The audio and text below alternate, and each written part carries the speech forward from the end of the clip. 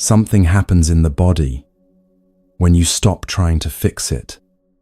The breath deepens on its own. The shoulders drop. The jaw unclenches. This is where the next 3 hours begin. Not with effort, but with that. Buddhist teachings have known for 25 centuries what the body already knows. Peace is not something you build.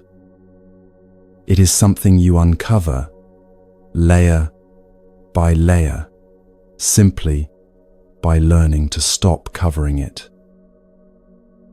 In the next 3 hours, you will hear teachings that work, not because they are complex, but because they are true.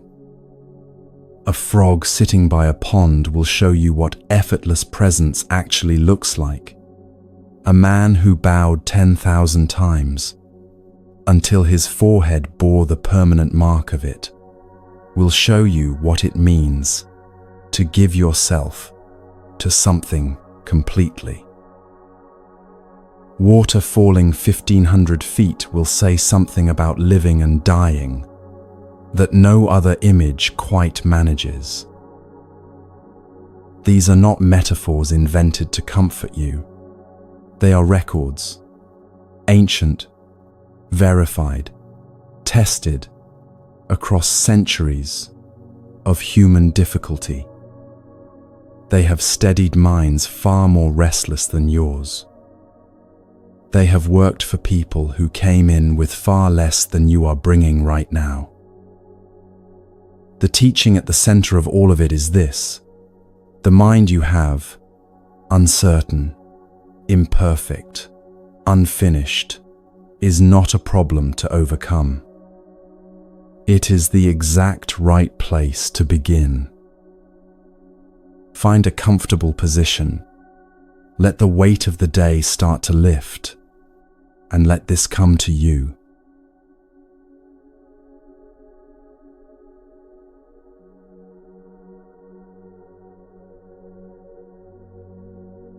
Something happened to you roughly 20,000 times today, and you probably noticed it for less than a minute total.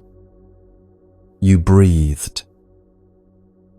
Not the breathing you are doing right now, because now you are paying attention to it. The other kind.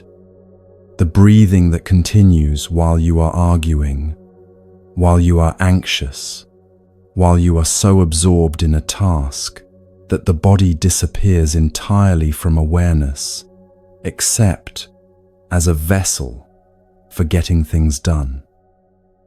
The breathing that keeps going in the middle of the night when no part of the mind is available to supervise it. That has continued, without your management, every single day of your life, through grief and fever and heartbreak and distraction, faithful to a rhythm nobody taught you and nobody can take away. Buddhist teachings have pointed at this for 25 centuries. Not as a relaxation technique, not as a metaphor for something more important happening elsewhere, as a direct route into one of the most quietly liberating truths available to a human being. You are not as separate from the world as you have always assumed. And the breath is the proof, happening right now, inside this body, with or without your awareness, with or without your permission. Consider what is actually happening in the chest right now. The air currently inside your lungs was, 4 seconds ago, part of the room around you, part of the world outside your skin. It had been moving through the space between things, carrying no intention to enter you, belonging to no one. Then the chest opened, pressure shifted, and it came in, not because you invited it, but because the body created the conditions and the air simply responded. In a few seconds it will leave again, warmer than it arrived, carrying carbon dioxide, carrying traces of your body's chemistry, back out into the shared air of the room. Someone in this building will breathe it. A plant on a windowsill somewhere will convert it. It will cross oceans in the slow current of the wind and enter the lungs of someone who will never know it passed through yours. This is not poetry. The oxygen in your blood right now was produced by organisms that lived before any human walked the earth.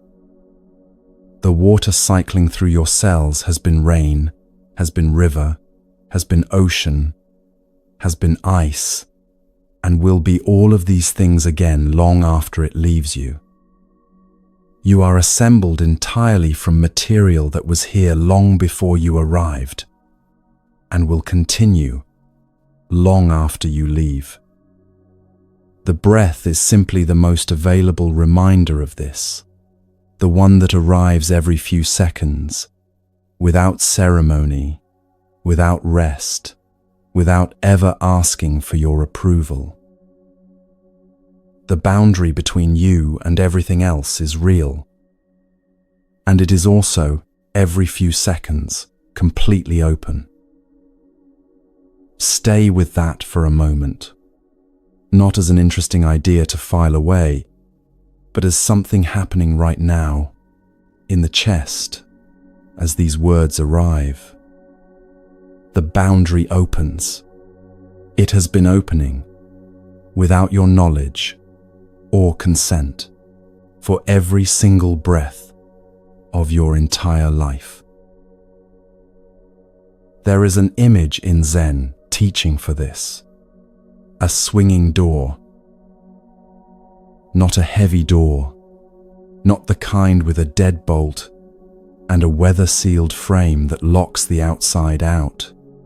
The light kind, the kind that hangs freely in a doorway and moves in both directions, pushed open with equal ease from either side. There is no preferred direction, no resistance to one side over the other. Whatever comes from outside moves it inward. Whatever comes from inside moves it back. It does not hold a position. It does not resist movement. It simply responds to whatever arrives, completely, and then returns to the center. This is the breath. Air presses in from the world. The door swings inward. The body releases. The door swings back. In, out, world into body, body back into world, over and over, without effort, without fail. And this, the teaching suggests, is what we actually are. Now here is the question that unsettles the whole picture. Where is the one doing the breathing? Not where is the breath. That is easy. You can feel it moving in the chest right now. But where is the fixed, permanent, self-contained being that is supposed to be behind all of this?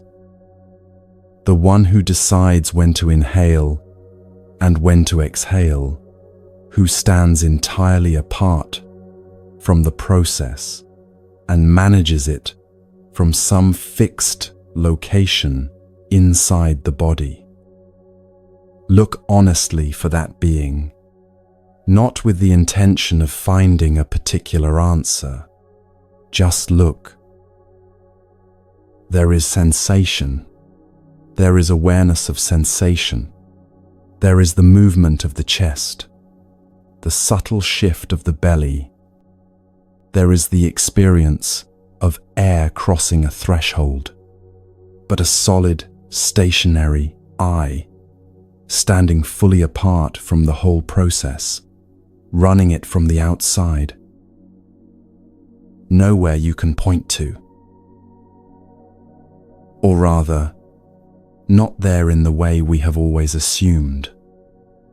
What is actually there is more like the door itself, a movement, a responsiveness, something that happens rather than something that simply is.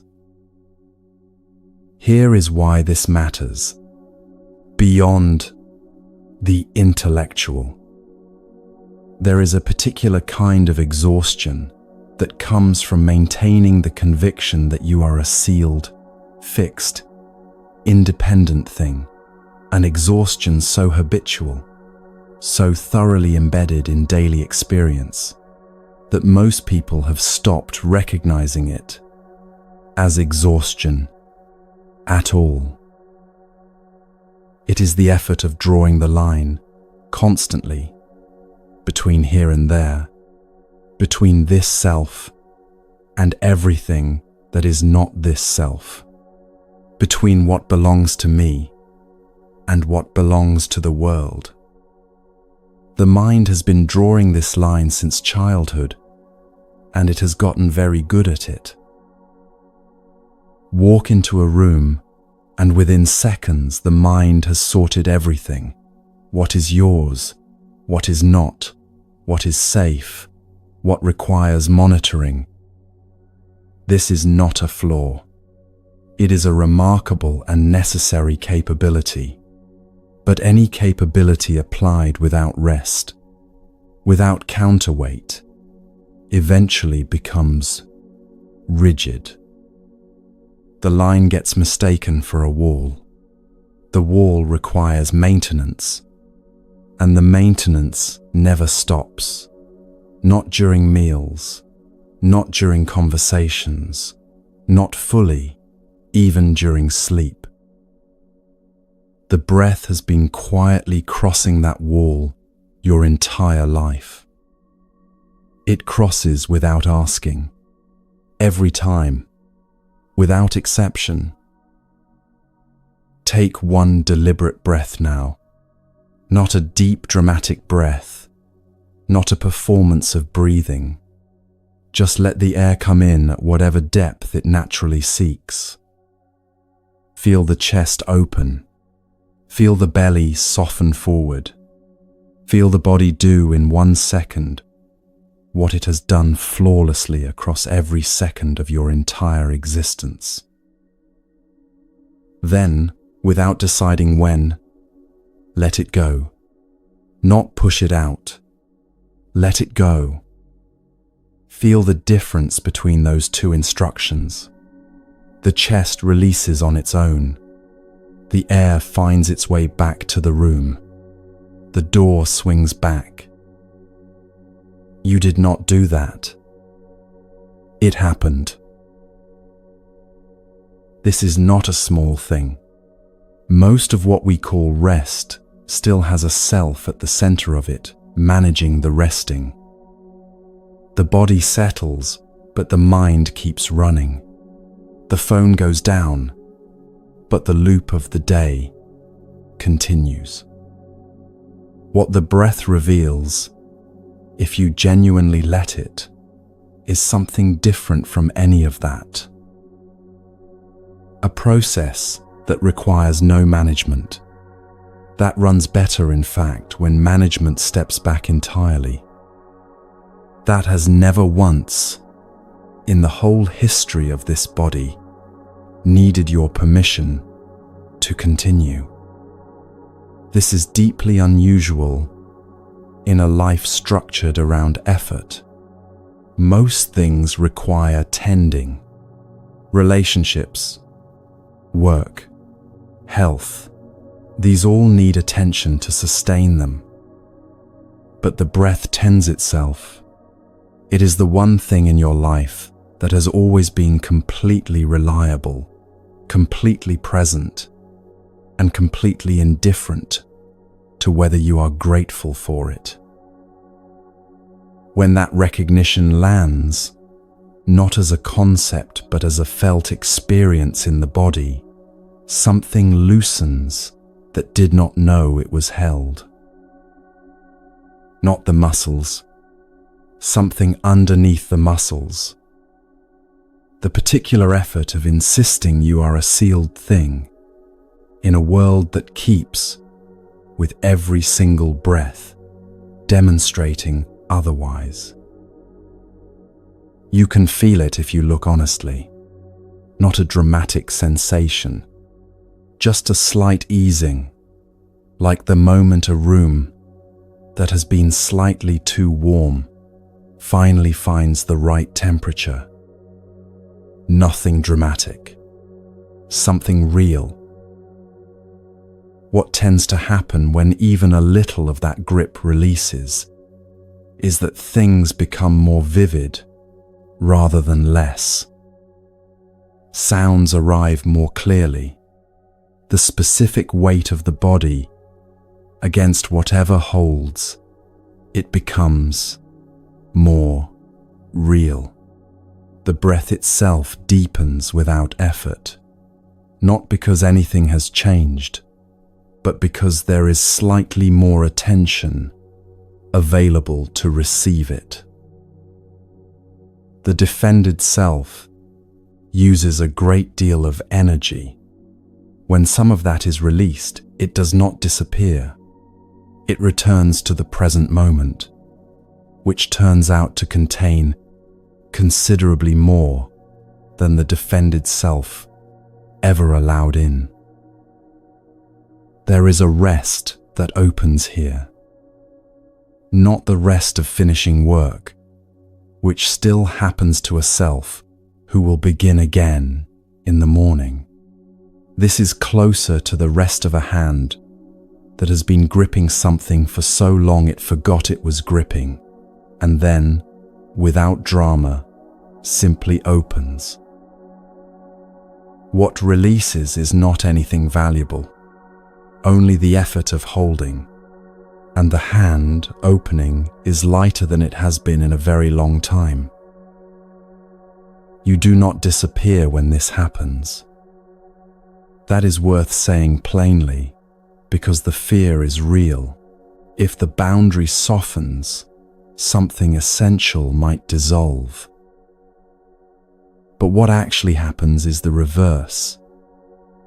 When the grip eases, there is more available, more clarity, more sensation, more genuine contact with what is actually present, rather than with the defended version of it the mind has already prepared in advance. The swinging door does not vanish when you stop holding it shut.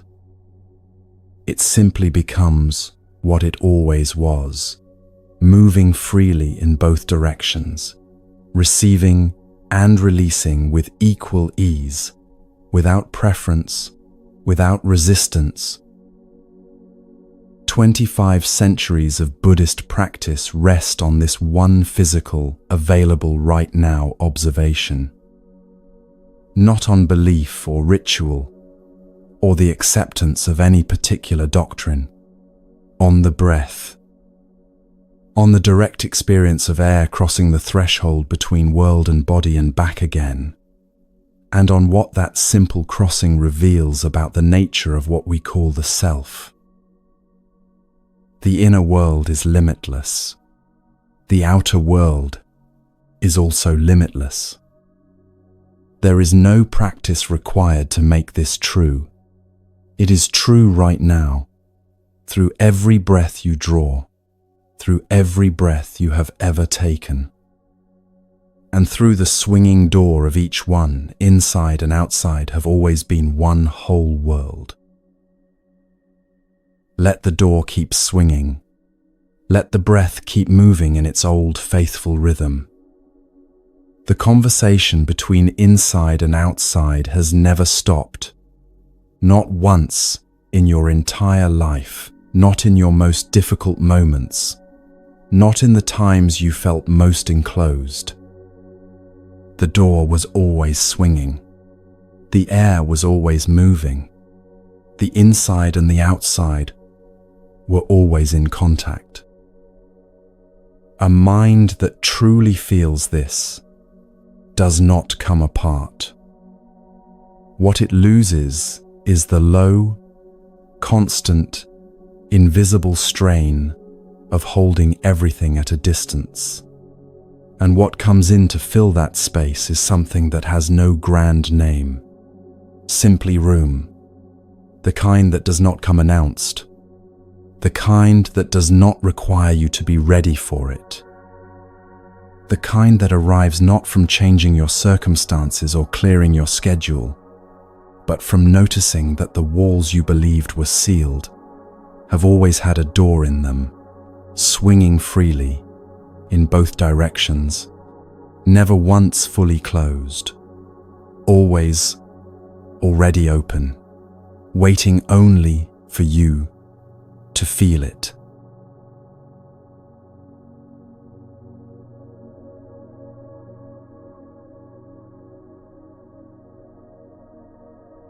There is a Tang Dynasty Chan master named Tozan who said something about mountains and clouds that sounds, at first, like a nature observation.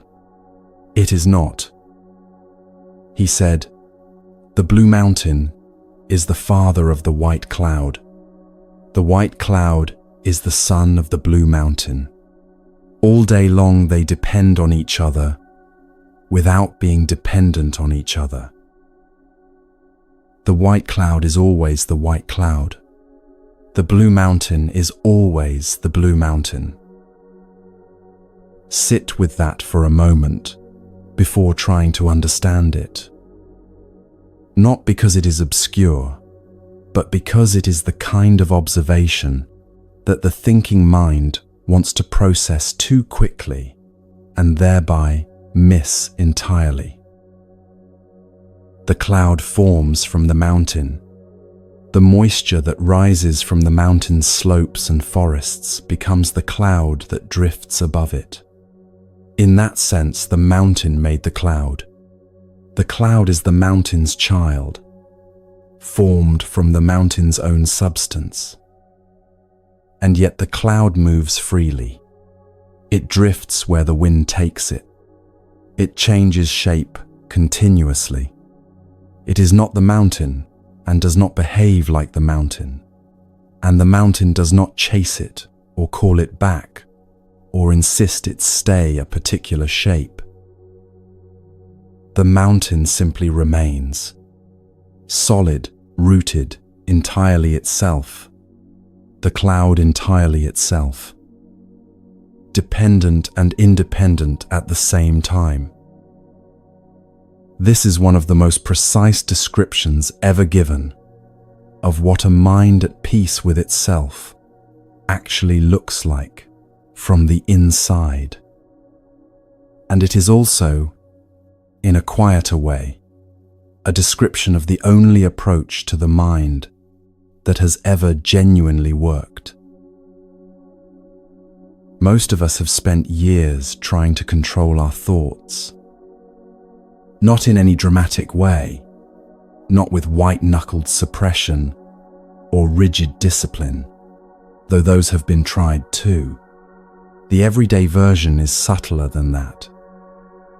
A thought arrives that we do not like, an anxious loop, a critical voice, a memory that surfaces at the wrong moment, and something in us immediately moves against it.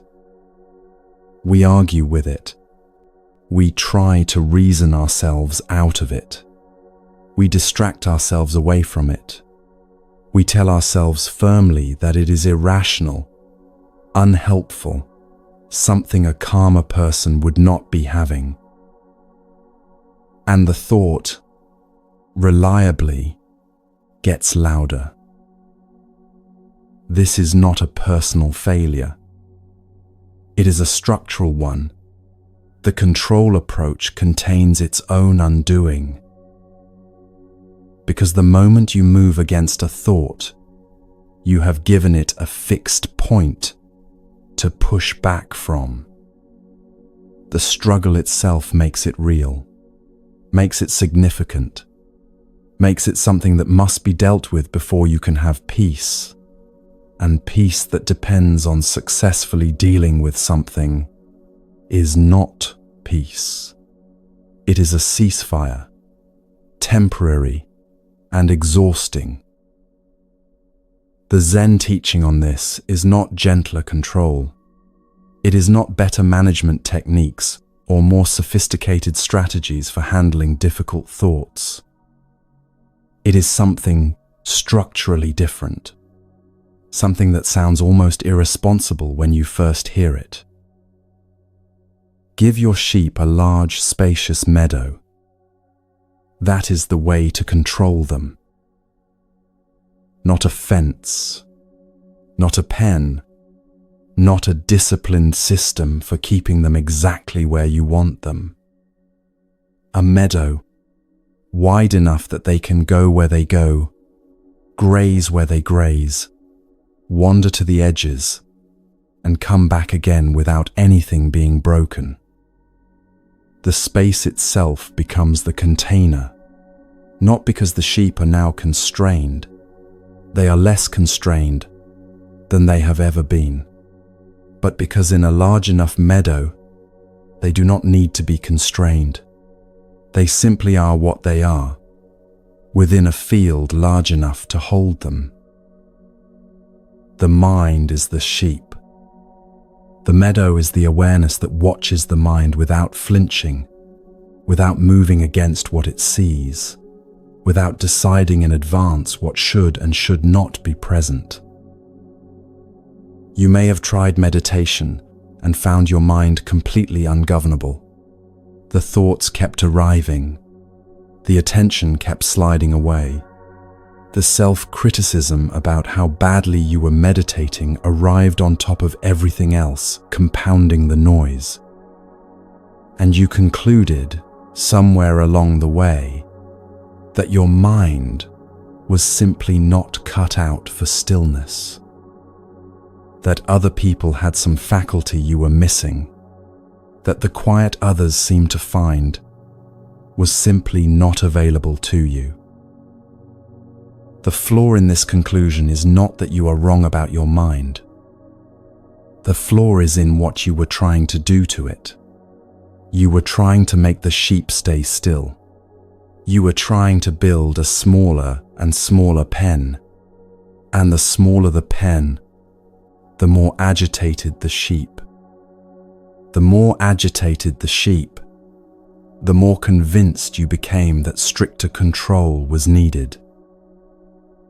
The instruction from Tozan, from 25 centuries of Buddhist practice, from every teacher who has actually sat with this long enough to find out what works, is the same. Stop trying to control. Start trying to watch. Watch without preference for what arrives. Watch without moving toward the thoughts you find agreeable or away from the ones you do not. Watch the way the mountain watches the cloud, utterly still, entirely itself, making no effort to shape what forms from it and drifts away. The thought arrives. It is seen. It moves through the awareness. It passes. Another comes. It is seen. It moves through. It passes. The awareness in which this is happening does not change between one thought and the next. It is not shaped by the thought, dirtied by the thought, diminished by the thought, or improved by the thought. It is simply there. The way the mountain is simply there. The way the meadow is simply there. This is the blue mountain.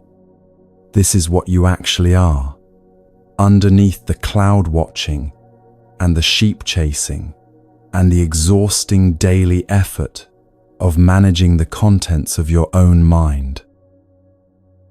Returning to Tozan's image, the white cloud is always the white cloud.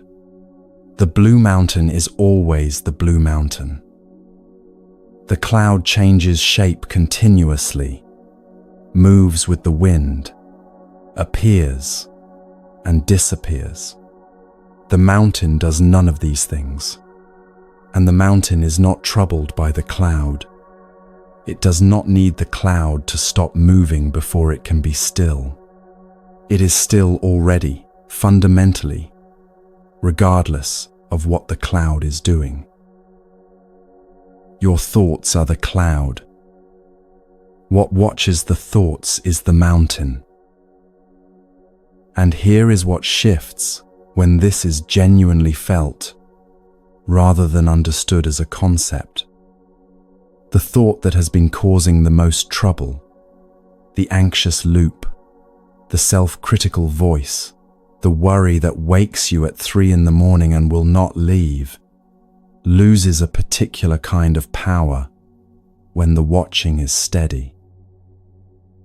Not immediately, and not through suppression, through something quieter than that. The thought continues to arrive, but the mountain does not move toward it, does not argue, does not try to make it leave faster than it is inclined to leave. Simply watches, simply remains. And without the struggle to give it energy, without the resistance to make it feel significant, without the attention of a mind at war with itself, the thought does something that controlled thoughts never get the chance to do. It moves through. Not quickly, necessarily, not without some discomfort, but through.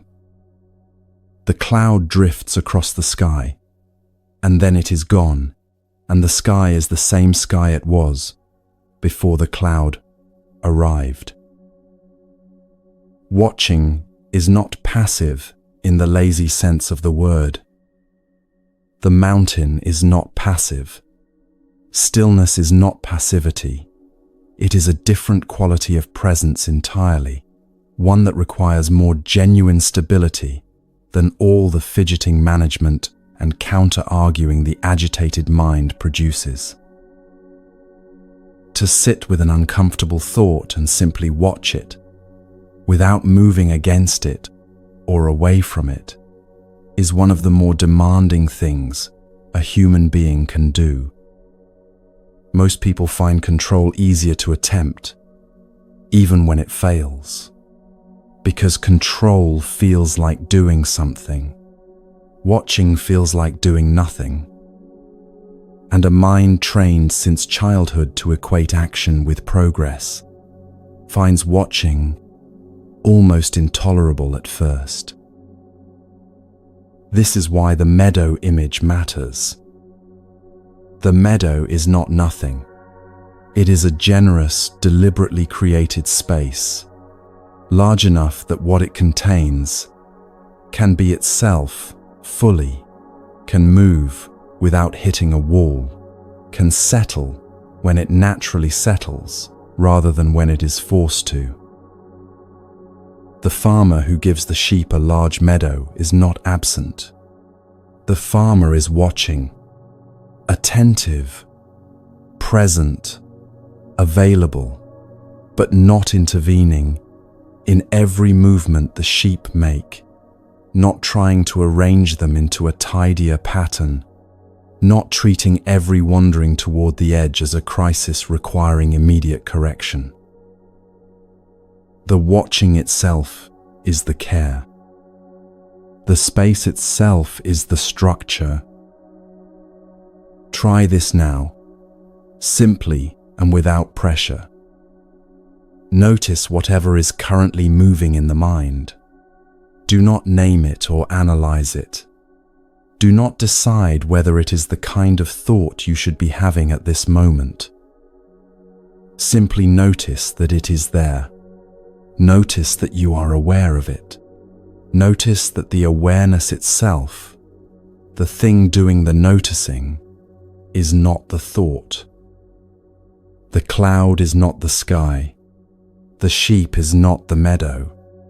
The thought is not the mind that watches the thought.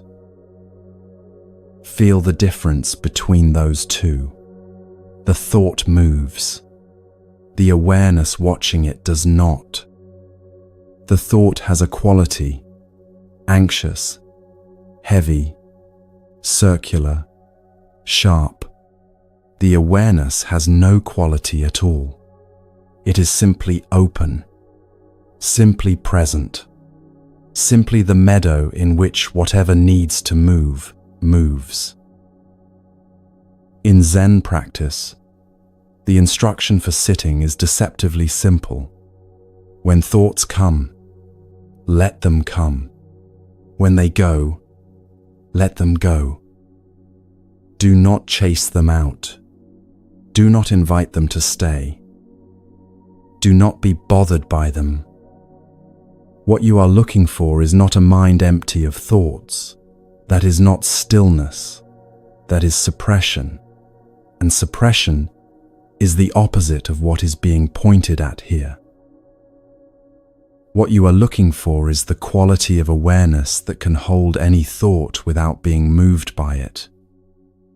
The blue mountain, the large meadow, the sky that does not change between one cloud and the next. The dependent and the independent at the same time. The mountain that made the cloud and is completely free of it. Both things entirely true, neither one cancelling the other.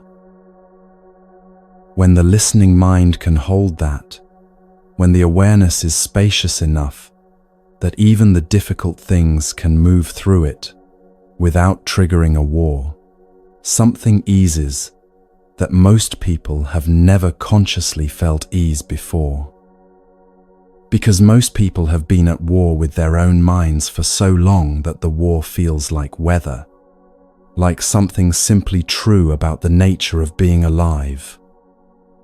And the first time the watching genuinely opens into spaciousness, the first time the meadow is truly large enough, there is a quality of relief so specific and clean that it is almost surprising.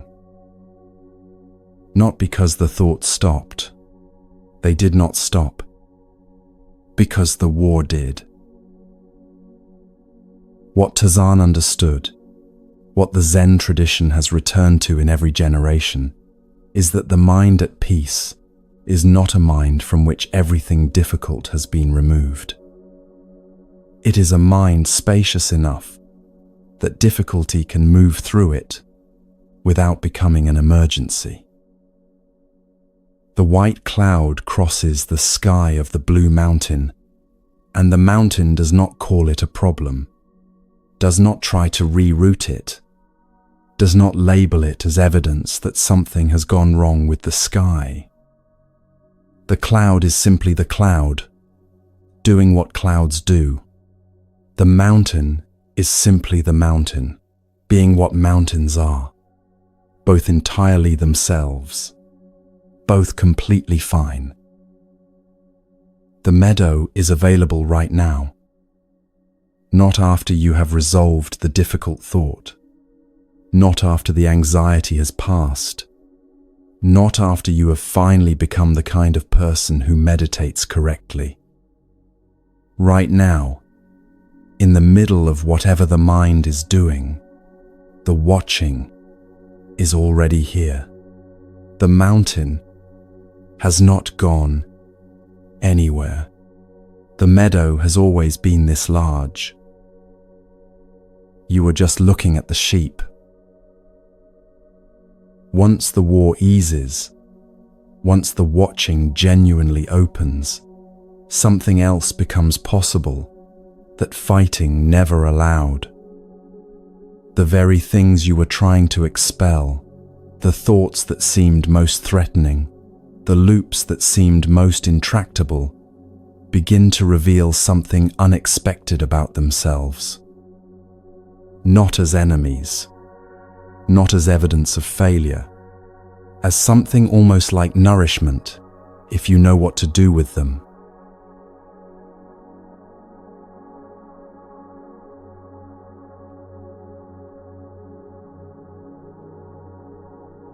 Put your hands in soil sometime. Not for any particular reason, not as part of a system or a plan.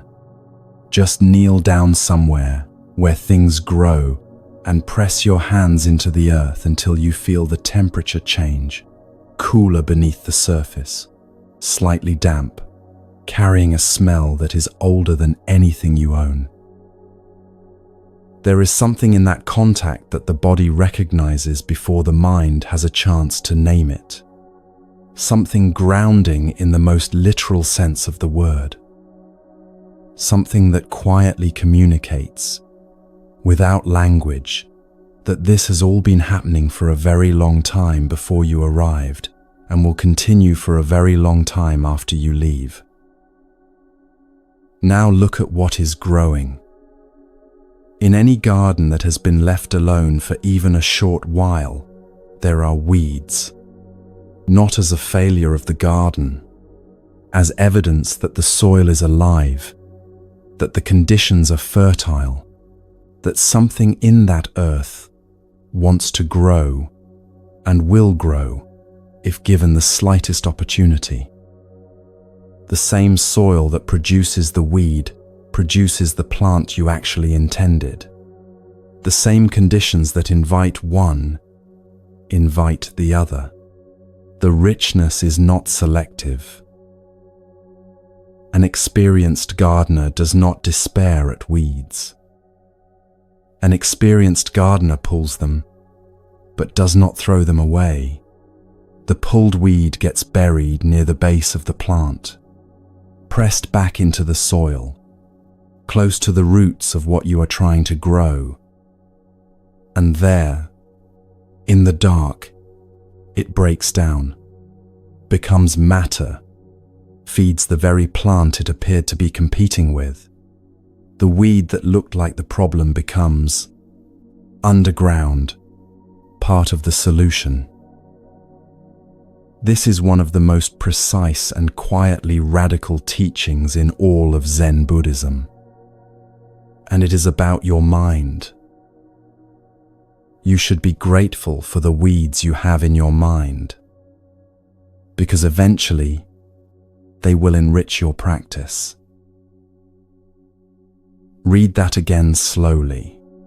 Not the weeds you will have once you have tidied yourself up. Not the manageable weeds of a mind that has already done significant work on itself.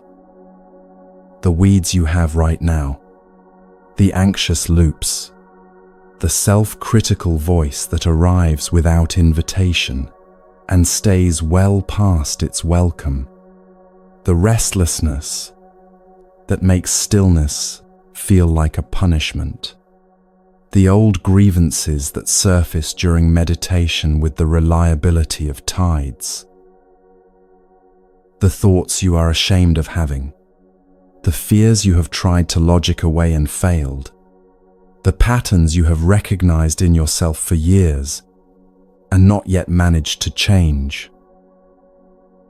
All of it, exactly as it is, right now. Nourishment.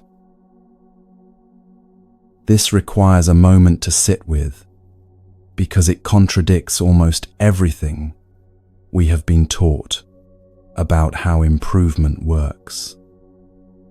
The cultural story is straightforward. Identify what is wrong, remove what is wrong, replace it with something better. The broken thing is the obstacle.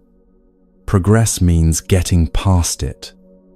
Peace is what exists on the other side of the difficulty, once the difficulty has been successfully dealt with. The Zen teaching turns this completely around. The difficulty is not in the way of the practice. The difficulty is the practice. The weed is not blocking the growth of the plant. The weed, properly understood and properly used, is feeding it. Think about what actually happens when something genuinely difficult moves through the mind during sitting. Not the mild discomfort of a wandering thought, but the real difficulty, the kind that arrives with weight, that the body responds to, that makes you want to stand up and do something else immediately. What happens in the moment you do not stand up?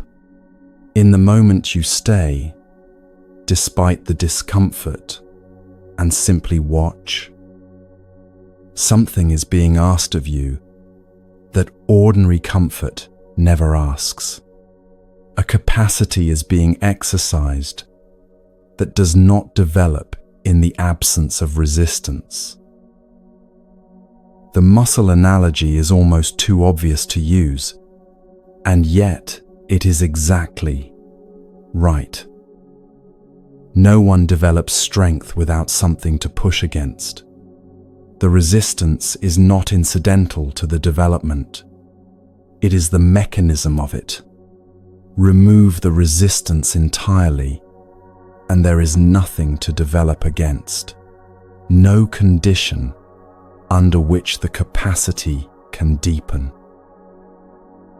The weed in the mind is the resistance. Staying present with it, without fleeing and without fighting, is the work. And the work, over time, builds exactly the quality of awareness that every other approach was trying to achieve through tidying. Equanimity cannot be manufactured in pleasant conditions alone. Steadiness that only holds when things are easy is not steadiness, it is comfort. The two feel identical until the moment they are tested. Then the difference is immediate and unmistakable. This is why the gardener buries the weed near the plant. Not because the weed is secretly good all along, but because the material is there. It is real, and real material, used with understanding, nourishes rather than wastes. Nothing has to be imported. Nothing has to be invented. The difficult thought you are already having contains everything needed to deepen the awareness you are already developing. Return for a moment to the image of hands in soil. The smell of earth when it is turned, the slight resistance as fingers press through the surface, the temperature of it. When you pull a weed, there is a moment of effort, the grip, the pull, the feeling of the root releasing. Then the weed is in your hand. You look at it. It is not monstrous. It is just a plant that grew where you did not intend it to grow. Its roots were reaching for the same water and light that your intended plants are reaching for. It was doing nothing wrong. It was simply alive, responding to conditions, growing as living things grow. The difficult thought is the same. It arose because the conditions for it were present, not because you are broken, not because your practice is failing, not because you are less capable of peace than the person sitting calmly in the next room, or the monk on the other side of the world who seems to have resolved all of this already. The thought arose because you are alive, because you have a history, because something in your experience created the conditions for exactly this thought to grow in exactly this soil. That is all. And now it is in your hand, and you can bury it near the root of something you are trying to grow. What does that actually mean in practice?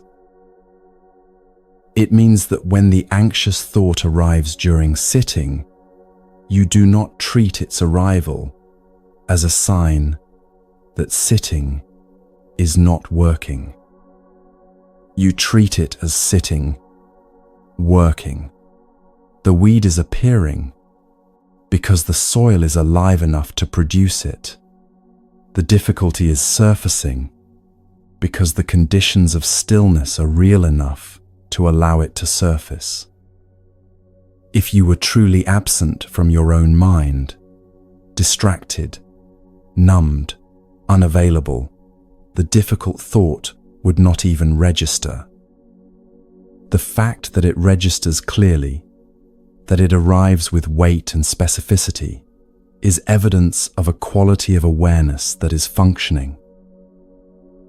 Then, rather than moving against it or away from it, you bring it close. Not to analyze it or dramatize it or give it the extended residence it often demands. Simply to acknowledge it fully, to feel its weight without adding the additional weight of resistance, to press it into the soil near the root of the practice, near the simple, faithful act of remaining present, and let it break down there. It will break down. This is what difficult thoughts do when they are not fought and not fled. They lose the energy that resistance was giving them. They are experienced fully rather than partially, felt all the way through rather than pushed away before they complete their natural movement. And something that is experienced fully, without resistance, does not linger the way something half felt and half suppressed does. It passes. It enriches. The ground is richer for it. This does not mean the difficult thought will not return. Weeds return. The same conditions that produce the first one are still present. New ones grow in the same soil. A gardener does not conclude from this that gardening has failed. The gardener simply continues, pulling, burying, watching, tending, season after season, without expecting the weeds to stop, without measuring the quality of the garden by their absence, without treating each new growth as a referendum on the gardener's competence. The practice continues. The soil deepens. Slowly, over time, almost without noticing it, the quality of what grows there changes. Not because the weeds were finally eliminated, because the soil became rich enough that what you intended could take root more deeply, more firmly, with greater resilience against the seasons. There is a quality of effort in this that is different from the effort of control. Control is effortful in a tight way, held, braced, vigilant, always checking whether the thing it is controlling is still where it was put. This is effortful in an open way. It requires presence, but not tension. It requires returning, again and again, to the simple act of sitting with what is present. The effort is real, but it moves in a different direction from the effort of fighting. It moves toward the ground rather than away from it.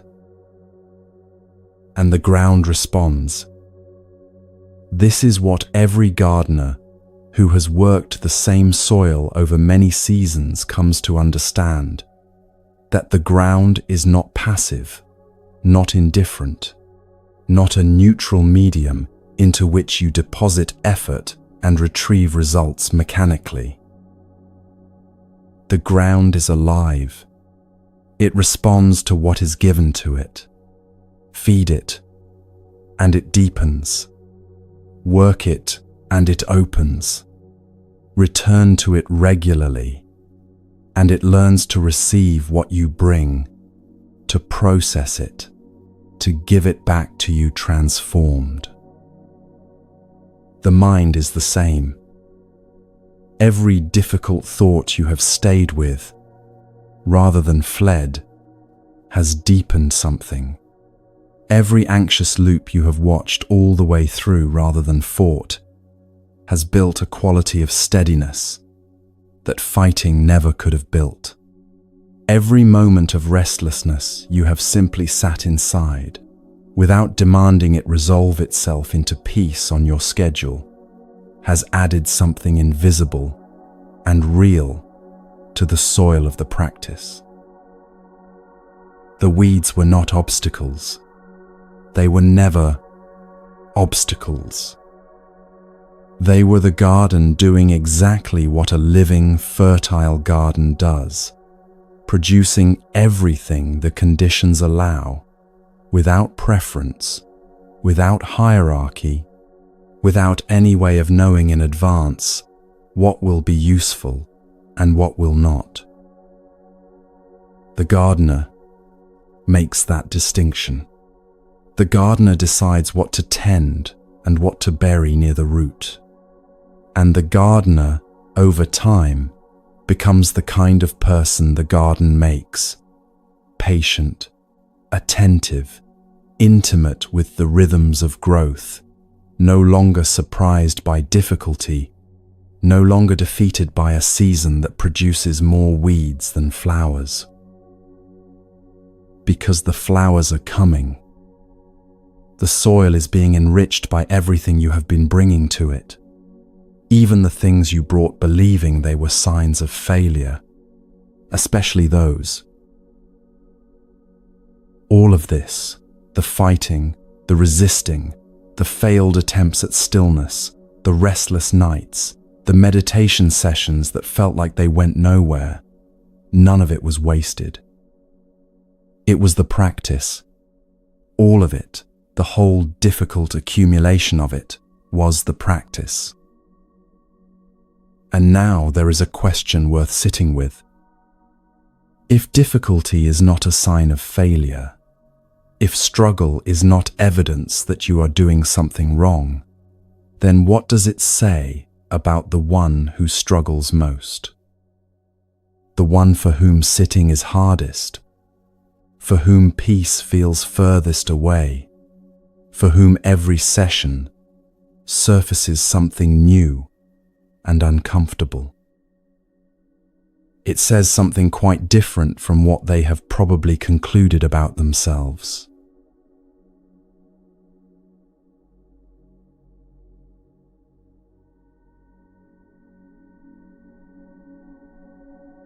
There is an old teaching about 4 horses, not a metaphor dressed up to look like a story, an actual teaching, plain and direct, used for centuries to describe something true about the nature of practice and the nature of human beings. It goes like this. The first horse is the finest horse imaginable. Show it the shadow of the whip, and it runs. Not the whip itself, the shadow, a suggestion of movement, a shift in the light, and the horse responds immediately, completely, without hesitation. The rider barely needs to exist. The communication between intention and action is so refined, so immediate, that it barely qualifies as communication at all. The second horse runs when the whip comes close to the skin. Not touching, close. The anticipation of contact is enough. A good horse, a responsive horse, not the finest but close. The third horse runs when the whip makes contact with the body. Feeling is required before movement begins. The sensitivity of the first two horses is not present here, but the horse runs. The instruction gets through. Something is working, even if it works more slowly than one might wish. The fourth horse runs only when the pain reaches the marrow of the bones. Not the skin, not the surface of the body. The marrow, the deepest interior of the animal, the place where the bones are made, where the blood begins. Only there, only when the difficulty has penetrated that far, does the fourth horse move. Now, which horse do you want to be? The answer seems obvious. Almost everyone who hears this teaching immediately wants to be the first horse. Failing that, the second. Failing that, at least the third. The fourth horse is the worst horse, the least responsive, the most resistant, the most difficult to work with. If the teaching is about spiritual practice, then the first horse is the natural practitioner, the one for whom everything comes easily, the one who responds to the subtlest instruction without needing to be pushed. The fourth horse is the struggling practitioner, the one who needs to be hit repeatedly before anything shifts, the one for whom peace feels furthest away, stillness feels most foreign, practice feels most effortful. This is where the teaching makes its turn. The question is not which horse you want to be. The question is what you do with the horse you are. And here, quietly, is the inversion that changes the whole picture. When you consider the mercy of Buddha, when you sit with what genuine compassion actually feels like, rather than what the word implies, where does it rest most fully? On the first horse, for whom everything comes easily, or on the fourth horse, for whom every single step costs something real? The fourth horse reaches the marrow. That is not a description of failure. That is a description of depth. The first horse is touched at the surface and responds. The fourth horse is touched all the way to the bone. The difficulty does not stay on the skin. It goes in. And what goes in that far leaves something behind that surface contact never reaches. Think about what you actually know from your hardest experiences. Not the convenient difficulties, the ones that were uncomfortable for a week and then resolved into a tidy lesson. The genuine ones, the losses that change the shape of things permanently, the failures that sent the pain all the way to the marrow. What do you know now that you did not know before those experiences? And could you have learnt it any other way? Through reading, through instruction, through observing the difficulties of other people from a comfortable distance. The marrow knows things the surface does not. The fourth horse, by the nature of what it requires to move, develops a relationship with difficulty that the first horse never needs to develop and therefore never has. Those who sit perfectly still from the beginning, for whom the posture is natural and the mind quiets easily and the practice settles without significant effort, these are not the ones who typically find what the practice is pointing at most deeply. They find something. They find the pleasant aspects of stillness, the relief of quiet, the satisfaction of a practice that feels as though it is working. But the ones who struggle, the ones for whom sitting is genuinely hard, for whom the mind refuses to cooperate, for whom every session is an exercise in staying despite wanting to leave, these ones, when they find it in a way that cannot be taken away. Because they had to go all the way to the marrow to get there. Imperfection is not a disqualification from the practice. It is the entry point. The struggling is not what you have to get through before the real practice begins. The struggling is the practice. The horse that needs to go to the marrow is not the worst practitioner. It is the most thorough one. There is a Japanese phrase that enters here. Dogen, the 13th century teacher, whose words run beneath so much of this tradition, used it to describe something that most people would consider a confession of failure. Shosaku, Jushaku, one continuous mistake. Not one mistake, followed by correction, followed by progress. Not a series of mistakes moving toward eventual competence. One continuous mistake.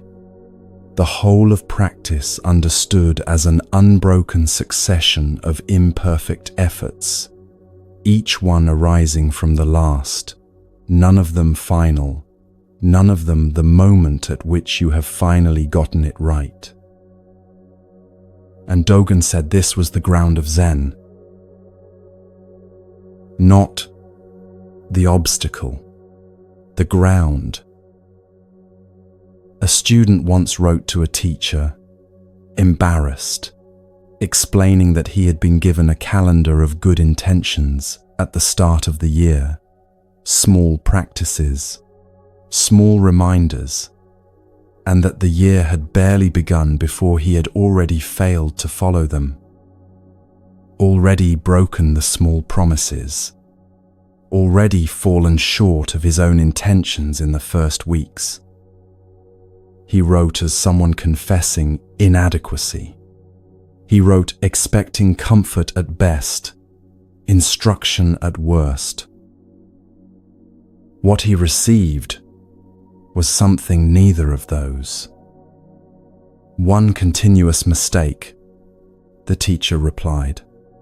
This is Zen.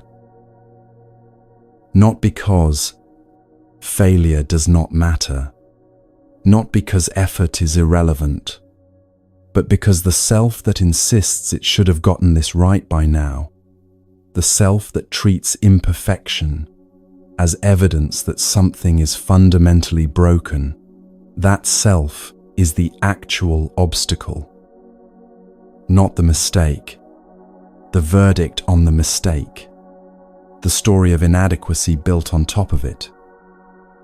The decision that falling short of intention means the horse is too badly trained ever to run. The horse runs, imperfectly, with effort, reaching the marrow before it moves.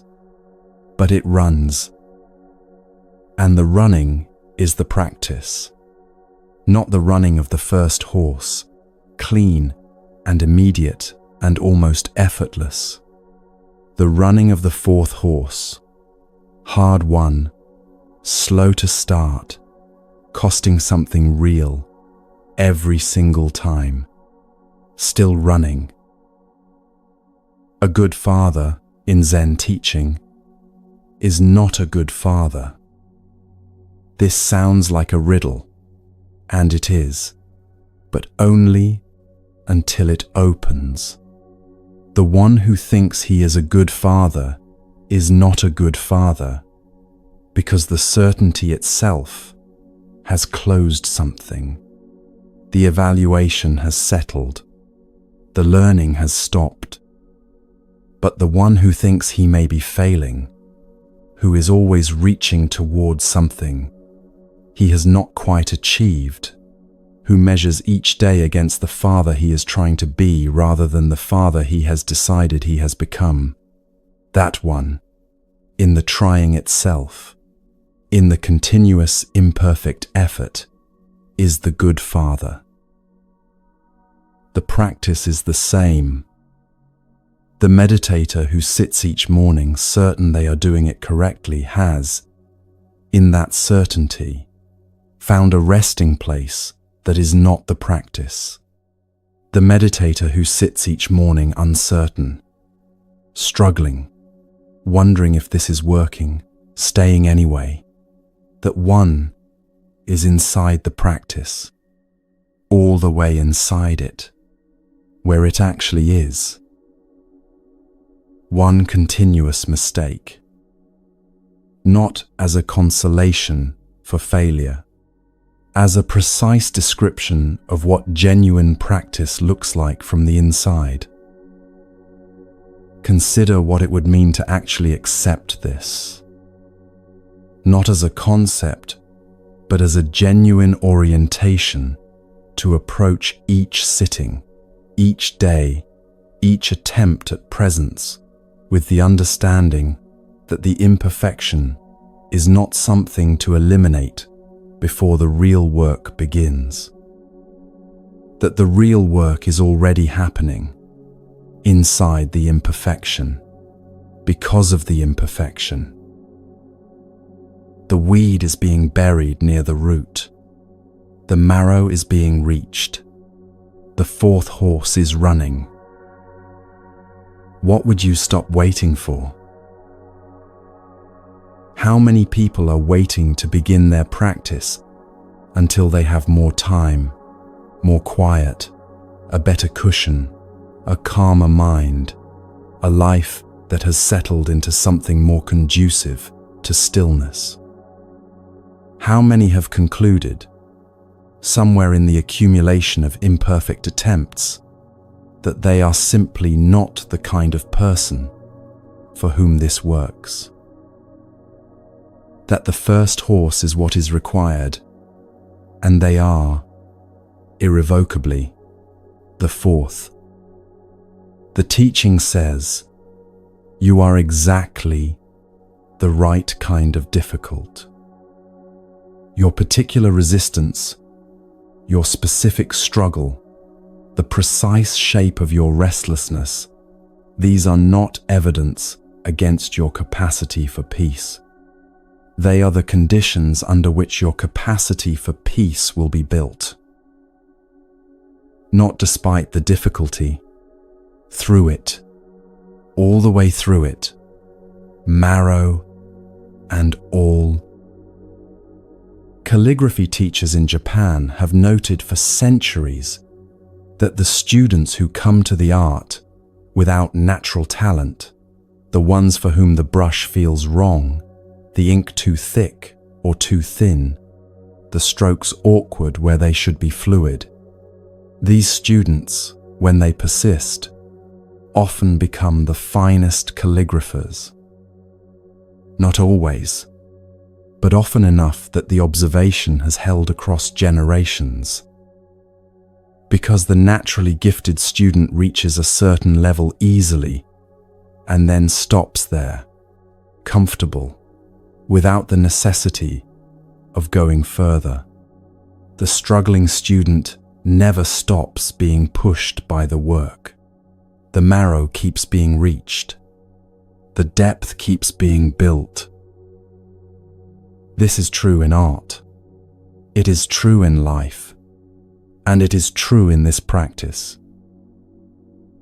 So if you have come to this with a mind that will not cooperate, with a history of abandoned attempts, with a self-assessment that places you firmly among the worst horses, the teaching is not asking you to become a better horse.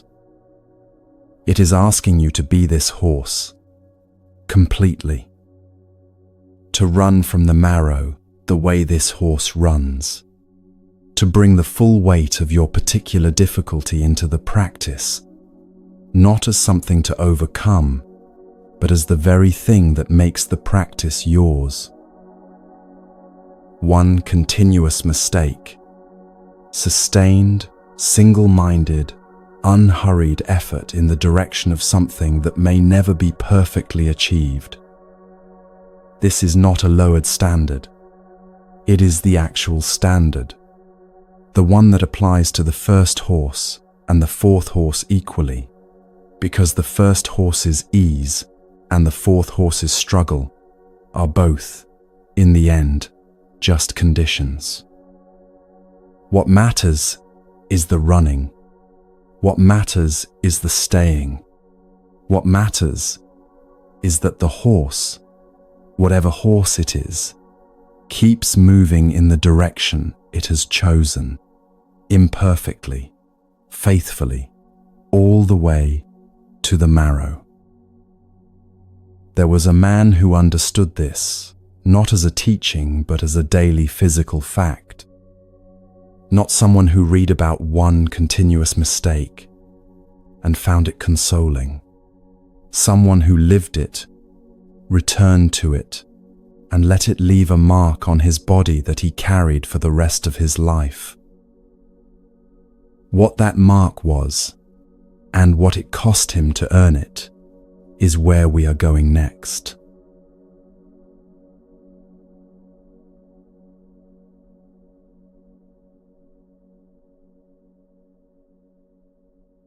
There is a detail in an old account of a Zen teacher that stops you if you are paying attention. Not the teaching, the detail. The teacher had a callus on his forehead. Not a metaphorical mark, not a quality of character visible only to those with the eyes to see it. An actual physical callus, thickened skin built up over decades in the exact spot where his forehead met the floor during bowing. The body had recorded what the years contained, pressed into the flesh, permanent, carried everywhere, the accumulated evidence of a man who had bowed so many times that his forehead had changed shape to accommodate it. Think about what that requires. Not in terms of devotion or discipline. Those words are too abstract for what is actually being described. Think about it in terms of repetition. Skin does not thicken from occasional contact. Skin thickens from contact sustained over years, returned to so reliably that the body eventually decides this surface, this pressure, this particular meeting of forehead and floor is a permanent enough feature of existence to be built into the architecture of the body itself. The callus is a record, and what it records is not perfection. This teacher joined the Soto order at 32. For a Japanese priest, this is late. The path typically begins much younger, when the joints are more flexible, when the habits of the self are less established, when the personality has not yet had 3 decades to settle into its particular shape. His master saw this immediately and did not soften the observation. He called the new student a late-jointed fellow, said it plainly, without cruelty, but without cushioning either. You have come late. Your joints are stiff. This will be harder for you than it needed to be. And it was. This teacher was stubborn by his own description. He knew it about himself, did not pretend otherwise. The stubbornness that makes late entry difficult is the same stubbornness that makes certain kinds of change feel almost impossible. The habits of thought, the grooves worn into personality over years, the defended positions that a person old enough to have experienced real loss has real reasons to maintain. Giving all of that up, bowing it down to the floor, pressing the forehead into the mat, and surrendering the accumulated sense of self that 3 decades of living had constructed, this was not easy for him. The master knew it was not easy, and the master, in the way that genuine teachers have always responded to genuine difficulty, did not make it easier. He scolded, regularly, directly. The scolding had a quality that those who witnessed it described with something close to tenderness, because underneath the scolding, always, was the master's recognition that the stubborn fellow bowing at his feet was worth the difficulty. That the stubbornness itself, properly met, was not a flaw to be eliminated, but a quality to be transformed. The tiger, trained, does not stop being a tiger. It simply learns what the tiger's strength is actually for. So he bowed, not because it came easily, not because he had resolved the stubbornness first and then begun the practice once the resolution was complete. He bowed while still stubborn. He bowed as the 4th horse, reaching the marrow every time. He bowed because inside himself, always, he heard the master's scolding voice, and the hearing of it was precisely what moved him back to the floor, morning after morning, year after year. The callus grew. The forehead changed. The body built its record. When this teacher was 70 years old, he said something that contains an entire life. He said, "When I was young, I was like a tiger. Now I am like a cat." He said this with pleasure, not resignation, not the rueful acknowledgement of a man reflecting on what time had taken from him. Pleasure, the genuine satisfaction of a person who had made the journey from tiger to cat and found that the cat was the better place to arrive. The tiger is magnificent, powerful, certain, forceful, capable of imposing its will on its surroundings. The cat is something else entirely. The cat is present, unhurried, quietly alert without tension, at ease in its own body, in a way that power never quite manages to be, because power is always slightly vigilant, always aware of what would happen if it were not there. The cat does not need to be a tiger to feel safe. The cat simply is. This is what decades of bowing had accomplished. Not the elimination of the man's character, the stubbornness, the late-jointed difficulty, the tiger that had needed real training, the transformation of it, the tiger learning, through 10,000 surrenders, that what it had been protecting with such force was not the precious thing it had assumed, and that the letting go of it, the pressing of the forehead to the floor, the giving up of the defended self, the small daily dying that bowing asks for, was not loss. It was arrival. Bowing in this tradition is not a gesture of submission to something outside the self. This is a misunderstanding that the surface of the practice makes easy to make. You bow to the Buddha. Surely that is submission. Surely that is the acknowledgement of something greater than yourself to which you defer. But the teaching underneath is more precise and stranger than that. When you bow to Buddha, you should have no idea of Buddha. You simply become one with Buddha. You are already Buddha.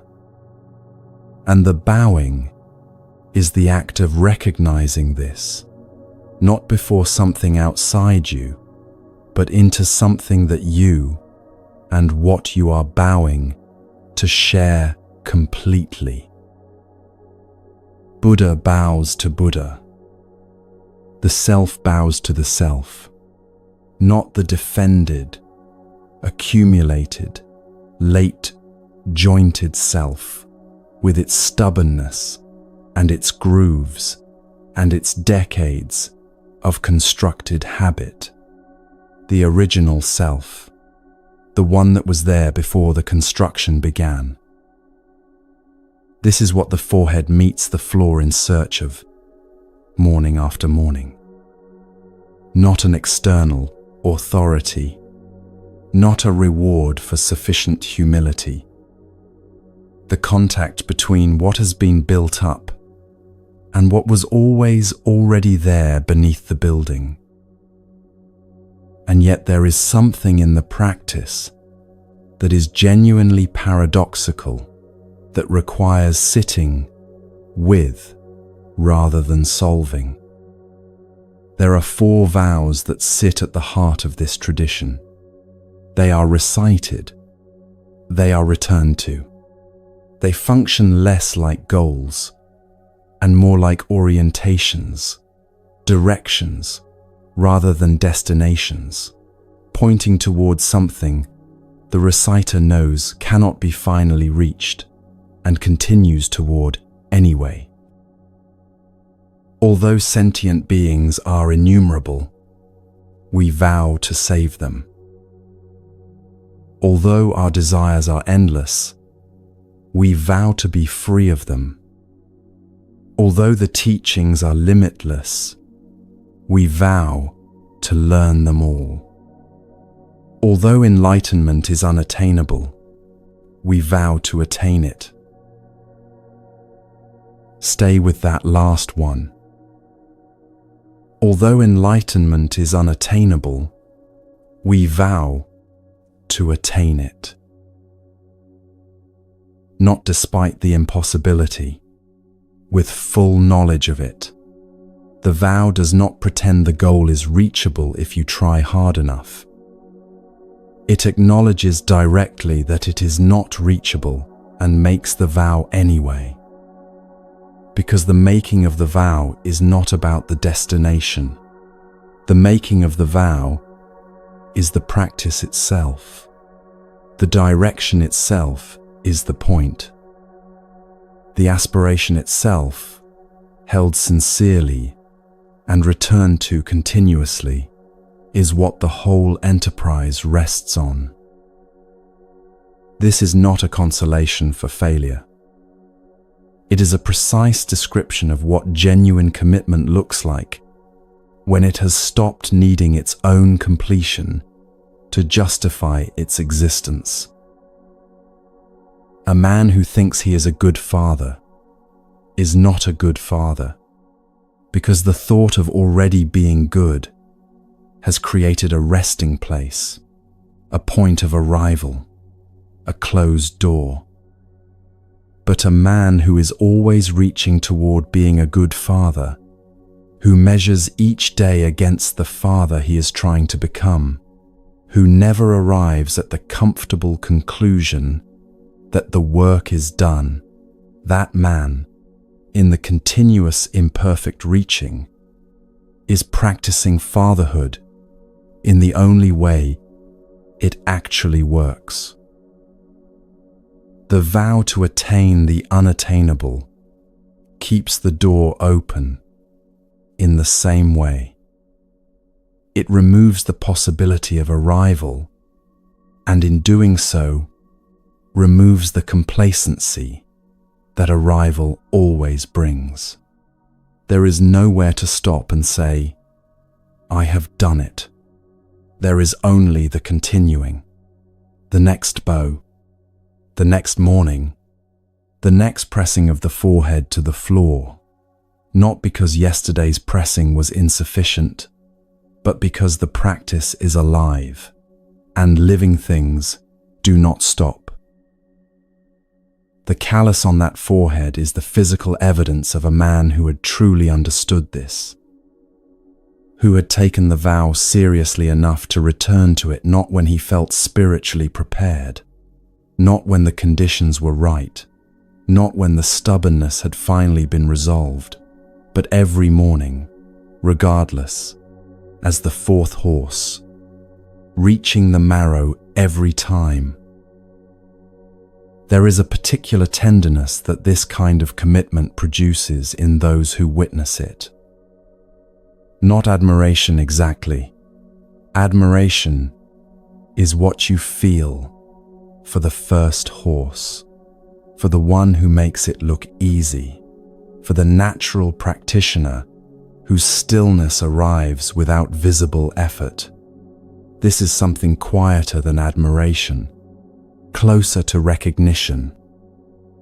The recognition of someone who has taken the full weight of their own imperfection and bowed with it day after day, until the imperfection and the practice became the same thing. The tiger had arrived at 70 as a cat, not a diminished tiger, not a tiger that had given up. A tiger that had bowed so many times it had found something on the floor worth becoming, something quieter than power, something more present than certainty, something that did not need to impose itself, because it was no longer at war with what it was. The pleasure in his voice when he said it was not the pleasure of relief. It was the pleasure of a man at home in his own life, completely, undefendedly, without the performance of certainty that the tiger years had required. The cat simply sits. The cat does not need to prove the sitting is correct. The cat does not compare its sitting to other cats or wonder whether it has been sitting long enough or in the right way. The cat sits because it is a cat, and this is what it is, and there is nowhere else to be, and nothing else required. This is what 10,000 surrenders leave behind. Not the absence of the self that was surrendered, not a vacancy where a person used to be, a presence that has stopped needing to announce itself, a forehead marked by its own history, a man who found, somewhere in the decades of pressing his stubbornness to the floor, that the floor had something to offer that the standing position had never revealed. You do not need a callus to understand this. You do not need to begin bowing tomorrow, or to take up any formal practice that does not fit the shape of your life. What the story is pointing at is not the specific act of bowing. It is the quality of return, the willingness to come back imperfectly, continuously, to whatever practice you have chosen, without requiring it to have produced sufficient results before you give it the next morning. One continuous mistake, one forehead, one floor, one vow made and remade each morning, not because yesterday's keeping of it was insufficient, but because the making of it is itself the practice, and the practice does not stop. The tiger does not need to decide to become a cat. It simply needs to bow, consistently, imperfectly, all the way to the marrow, year after year, and the cat will arrive on its own, in its own time, with its own quiet pleasure in simply being what it has, through 10,000 surrenders, learned to be. Total commitment does not always look like dramatic sacrifice. Sometimes it looks like a callus. Sometimes it looks like an old man pleased to be a cat. Sometimes it looks like one more morning, one more bow, one more vow made to something unattainable, because the making of the vow is the only honest response to the size of what is being attempted. There is another kind of total commitment that the tradition describes, less intimate than bowing, less personal than a callus, but no less complete. It is not a single repeated act. It is a way of moving through the whole of life without deviation, a direction so consistent that even the most disorienting circumstances cannot pull it off course. What that direction looks like and what keeps it from ever becoming rigid is a question two old friends answered without using a single word of explanation.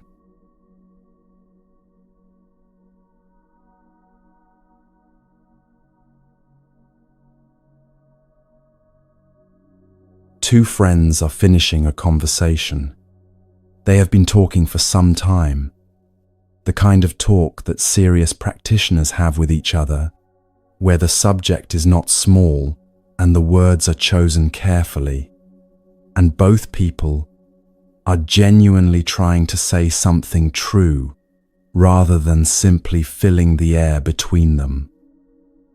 The subject has been the Bodhisattva's way, the single-minded path, what it actually means to live without deviation from one's deepest intention, not occasionally, not when conditions are favorable, but as the consistent ground of an entire life.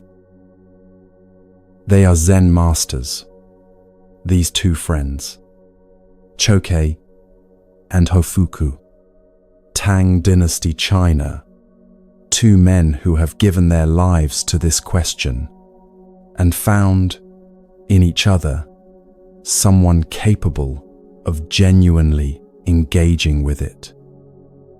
Chokei has just made a careful observation about the Bodhisattva's way, something considered, something worth saying. He is waiting to hear what his friend thinks. Hofuku is quiet for a moment. Then he says, "We have had enough discussion. Let us have a cup of tea." That is the whole story. No dramatic reversal, no sudden awakening, no cryptic utterance requiring decades of contemplation to unpack. Just two friends, a conversation that has run its natural course, and an invitation to tea. And yet this small exchange has been preserved and returned to for more than 1,000 years. Not because it is mysterious, because it is perfectly clear. What Hofuku understood and what the cup of tea demonstrated without a word of explanation is that the Bodhisattva's way is not found at the end of the conversation about it. It is not the conclusion you arrive at after sufficient discussion, the principle you finally articulate clearly enough that it can be held and carried forward as a possession. The way is the cup of tea. The way is the walking to the kettle, the waiting for the water, the sitting together in the particular quality of quiet that follows a good conversation. It is this moment, approached with sincerity, completely, and then the next moment, approached the same way, and then the next. There is a teaching in this tradition that sounds, on the surface, almost reckless in its confidence. Even if the sun were to rise from the west, the Bodhisattva has only one way. Let that settle for a moment before examining it. Even if the fundamental order of things were reversed, even if the most reliable and constant feature of the physical world suddenly contradicted everything experience has established, the Bodhisattva's direction does not change. Not because she is inflexible or unable to respond to new information, but because the way she is moving toward is not dependent on external conditions remaining stable. The sun rising from a different direction would change many things. It would not change the direction of sincerity. Sincerity itself is the railway track. Picture a long railway line, not a short journey between two known stations, a line that extends in both directions beyond what the eye can follow, beginning somewhere you cannot see and ending somewhere equally invisible. You are on a train moving along this line. Through the window, everything changes. The landscape shifts from city to countryside, to coast, to mountain, to plain. The weather changes. The light changes. The passengers around you come and go. What was outside the window an hour ago bears no resemblance to what is outside it now, and what will be there in another hour is entirely unknown. The track does not change. Beneath all of that movement and variety and unpredictability, the same track, the same gauge, the same spacing, the same relationship between one rail and the other, mile after mile after mile. The train does not need to decide, at each new stretch of landscape, whether this particular section of track is worth staying on. It does not evaluate the current scenery against previous scenery and determine whether continuing in this direction still makes sense. It moves along the track because the track is there, and the track is there because it was laid with intention and has been maintained with care, not because each individual section has been found beautiful or interesting, but because the track itself is the point. Sincerity is the track, not the scenery, not the destination, not the particular emotional weather of any given sitting or any given day. The track itself, the consistent, daily, unremarkable, return to what matters, regardless of what the view outside the window happens to be offering. This teaching has a companion that arrives quietly, dressed as an observation about cooking. How does dough become bread? Not as a metaphor, as a genuine inquiry into the nature of transformation. What is happening, specifically, in the interval between the raw material and the finished thing? What does the baker need to understand, not just about technique, but about the nature of sustained application? The answer is always the same. You put the dough in the oven and you watch it carefully. You do this again. you do this again. Not because each repetition is different from the last in some exciting or revelatory way, because the repetition is how the understanding deepens. Because the baker who has made the same bread 500 times knows something the baker who has made it twice cannot know.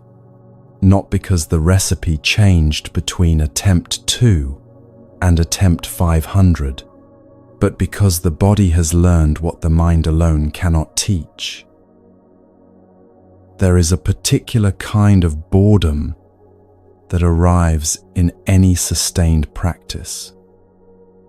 It comes reliably, usually somewhere after the initial enthusiasm has settled and before the deeper engagement has fully established itself. The practice feels repetitive because it is repetitive. The track looks the same as yesterday's track because it is the same track. The dough is the same dough. The sitting is the same sitting. And the mind, habituated to novelty as the signal of significance, concludes from this sameness that something may have gone wrong. Nothing has gone wrong. The sameness is the point. The repetition is not the obstacle between you and the real practice. The repetition is the practice. The track does not become a different track in order to be interesting. It continues faithfully, the same track, and the faithfulness itself is what makes it trustworthy. A track that changed direction based on the current emotional weather of the traveler would not be a track at all. It would be a wandering, which is precisely what the railway is designed to transcend. Hofuku knew this. When he ended the conversation with an invitation to tea, he was not dismissing what had been said. He was demonstrating what he and Choke had been discussing. The Bodhisattva's way is not a conclusion you reach through sufficient argument. It is a movement you make, continuously, in the direction of what is actually present. The conversation was present, and they were in it fully. The conversation ended, and the tea was present, and they moved to that fully. No residue from one carried unnecessarily into the other. No clinging to the discussion once the discussion was complete. The track continues. The scenery changes. The train keeps moving. This is also, quietly, a teaching about talk. There is a danger in discussing the Bodhisattva's way that Hofuku was alert to, the danger of mistaking the conversation for the thing the conversation is about, of spending so long examining the track that you forget you are supposed to be on the train, of developing such a sophisticated understanding of the nature of the journey that the journey itself never quite begins. The cup of tea is always the answer to this. Not literally tea, though tea, approached with full attention, is as complete a practice as any formal sitting, but the movement from discussion to action, from analysis to engagement, from the description of the track to the feeling of it moving beneath the train. The railway track is always the same, and if it were to become wider or narrower, it would be disastrous. Wider or narrower, not broken, not missing, just slightly different from what it is supposed to be. And this small deviation, This accommodation to the particular conditions of the moment, this slight adjustment based on how things feel today, rather than what the track requires, would derail the whole thing. There is a kind of sincerity that bends, that is sincere on good days, and sincere when the practice feels alive, and sincere when the results seem visible. And there is a kind of sincerity that does not bend, that keeps the same width on the days when it costs something as on the days when it flows easily. That maintains its gauge consistently, not because the conditions demand it, but because consistency is the only form in which the track can do what a track is for. The Bodhisattva's way is the second kind. Not rigid. Rigidity is about the surface, the manner, the outer form. The track can pass through any landscape. It can curve, it can climb, it can descend into valleys and cross bridges over rivers. What it cannot do is change its own essential nature in response to the difficulty of the terrain. The terrain changes, the track does not. This distinction is the difference between genuine practice and the performance of practice. Genuine practice looks the same on the morning when everything feels right as on the morning when nothing does. Not because the practitioner is unaffected by the difference, but because the practice has stopped being contingent on the feeling. The dough goes in the oven. Again, the forehead meets the floor. Again, the tea is made. Again, the track extends forward, the same track, into whatever landscape the next mile contains. There is something that settles in the body when this is genuinely understood. Not the excitement of a new insight. Excitement is the enemy of the railway track, because excitement implies that something unusual is happening, and the track is specifically the practice of making the unusual into the ordinary.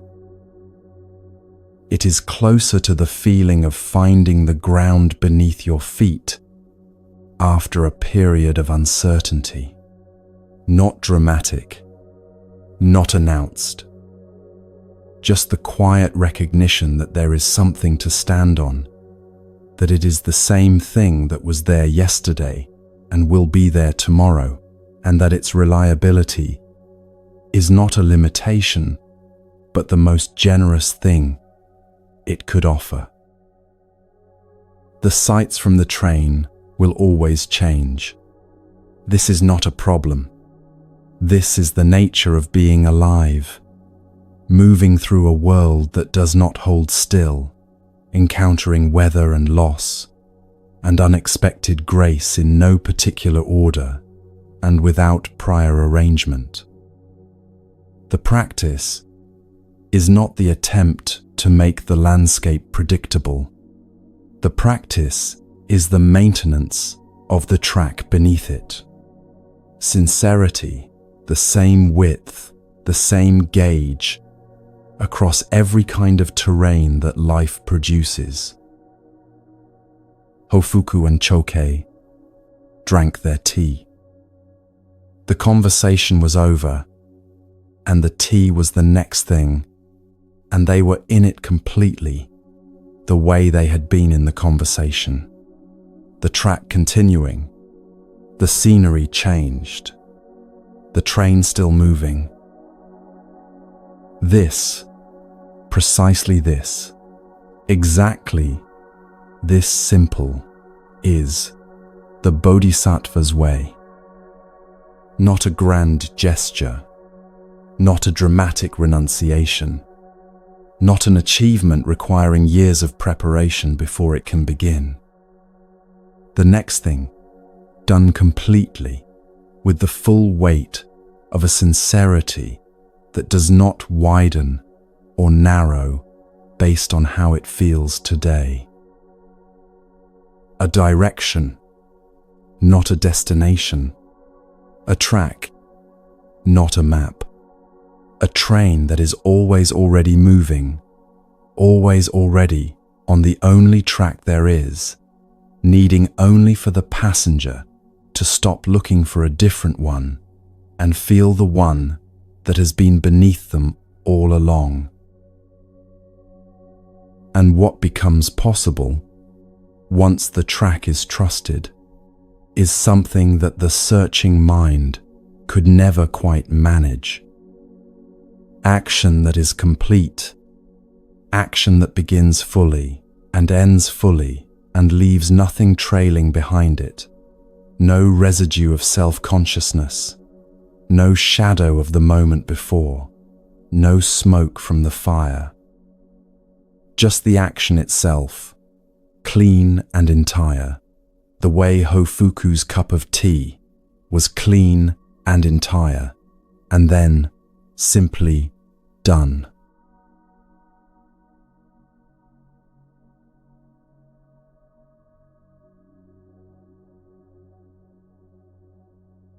In 16th century Japan, there was a man who understood something about presence that most people spend their entire lives circling without ever landing on. His name was Sen no Rikyu. He was not a monk. He was not a philosopher in the formal sense. He was a master of the tea ceremony, which is to say, he was a man who had given his life to the practice of doing one ordinary thing with such complete attention that the ordinary thing became, in his hands, a transmission of something much larger than itself. A bowl of tea, water heated to the right temperature, a bamboo whisk moving through green powder in a particular rhythm, a ceramic cup held with both hands, received with a slight bow, drunk in a specific number of sips. These are the external facts of the tea ceremony. They tell you almost nothing about what Rikyu was actually doing. What Rikyu was doing, in every ceremony he conducted across a lifetime of ceremonies, was this: he was burning completely, entering the room with nothing held in reserve, pouring the water with no part of himself elsewhere, presenting the bowl with hands that had no agenda beyond the presenting. And when the ceremony ended, leaving nothing behind, no performance to review, no impression to manage, no residue of self-consciousness trailing after him, like smoke from a fire that did not burn cleanly. Each ceremony was complete in itself. Each one began fully and ended fully. Nothing carried unnecessarily from the one before. Nothing withheld for the one after.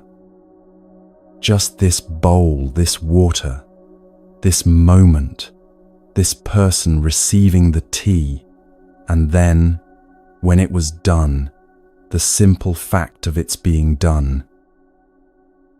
This is the teaching on no trace, and it is one of the most practically useful teachings in the entire Zen tradition.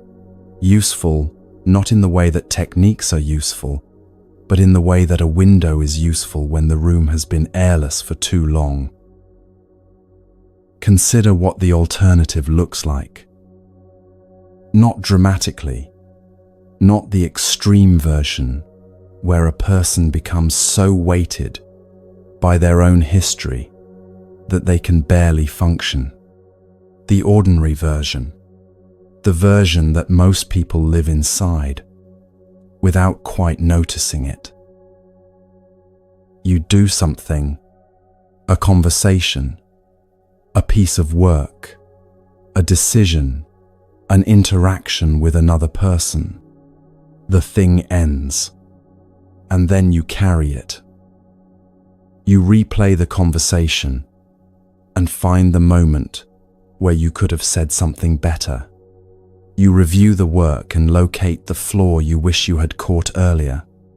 You reconstruct the interaction in a slightly improved version where you were more articulate, more generous, more composed.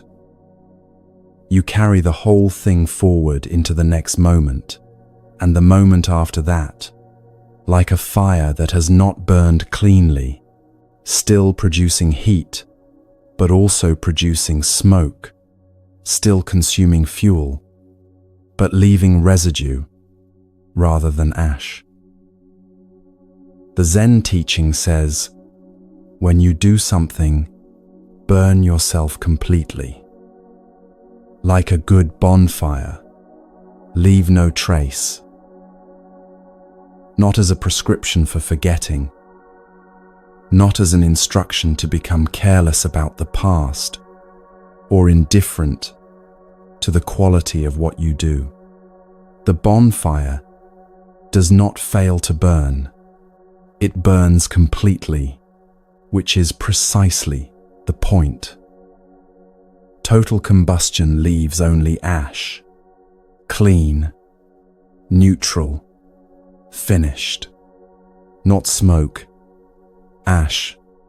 The smoke is what remains when the burning is incomplete, when something is held back from the flame, when part of the fuel resists combustion and instead smolders. The held back part is always the self. The watching self, the self that stands slightly apart from the action and monitors how the action is going, how it is being received, how it will be remembered. This watching produces the smoke, not the action itself, the watching of the action while the action is happening. The doubling of attention between the thing being done and the observer doing the recording. Rikyu understood this in his hands before he understood it anywhere else. The tea ceremony does not permit the watching self to remain in charge, not because the practitioner suppresses it. Suppression is just another form of attention, another smoke-producing activity, but because the demands of the ceremony, practiced with genuine sincerity over enough time, gradually make the watching self unnecessary. The hands know what to do. The body knows the rhythm. The attention that used to be split between the doing and the watching of the doing slowly consolidates into just the doing.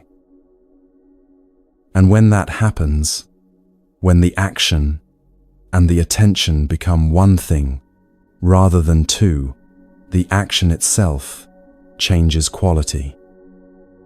It becomes, as the Zen tradition describes it, straightforward, direct, not in the sense of being blunt or simplified, but in the literal sense of moving straight from intention to expression without the detour through self-consciousness. This is what people mean when they describe a master at work. Not the master who performs mastery, who is visibly aware of being watched and adjusts accordingly. The master who is simply inside the work, completely, with no division between the person and the action. What you witness in those moments is not technique, though technique is certainly present. What you witness is the absence of smoke, the clean burn, the action leaving nothing behind it except itself. Rikyu conducted his tea ceremonies this way for decades. Each bowl of tea complete, each ceremony its own whole world, entered fully and left fully, the door closed behind it, without residue or review.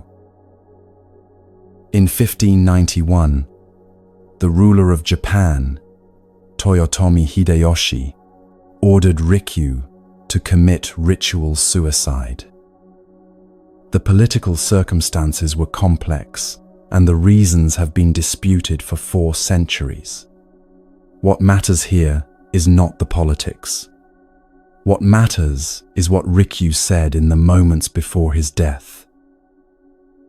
He said, "When I have this sword, there is no Buddha and no patriarch." Sit with that for a moment. No Buddha, no patriarch.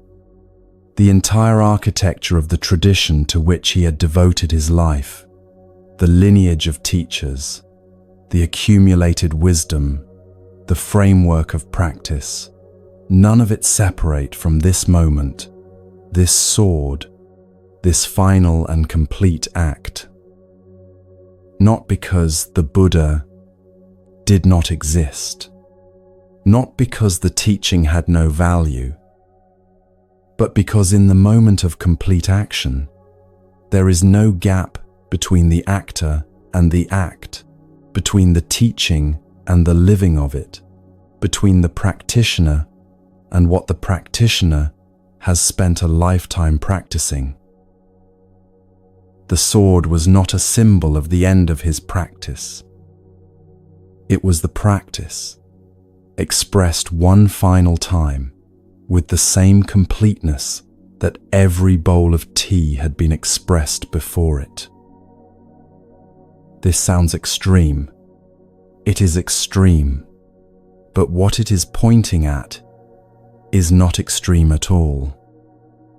It is the quality that every moment of genuine action contains, if approached with sufficient sincerity.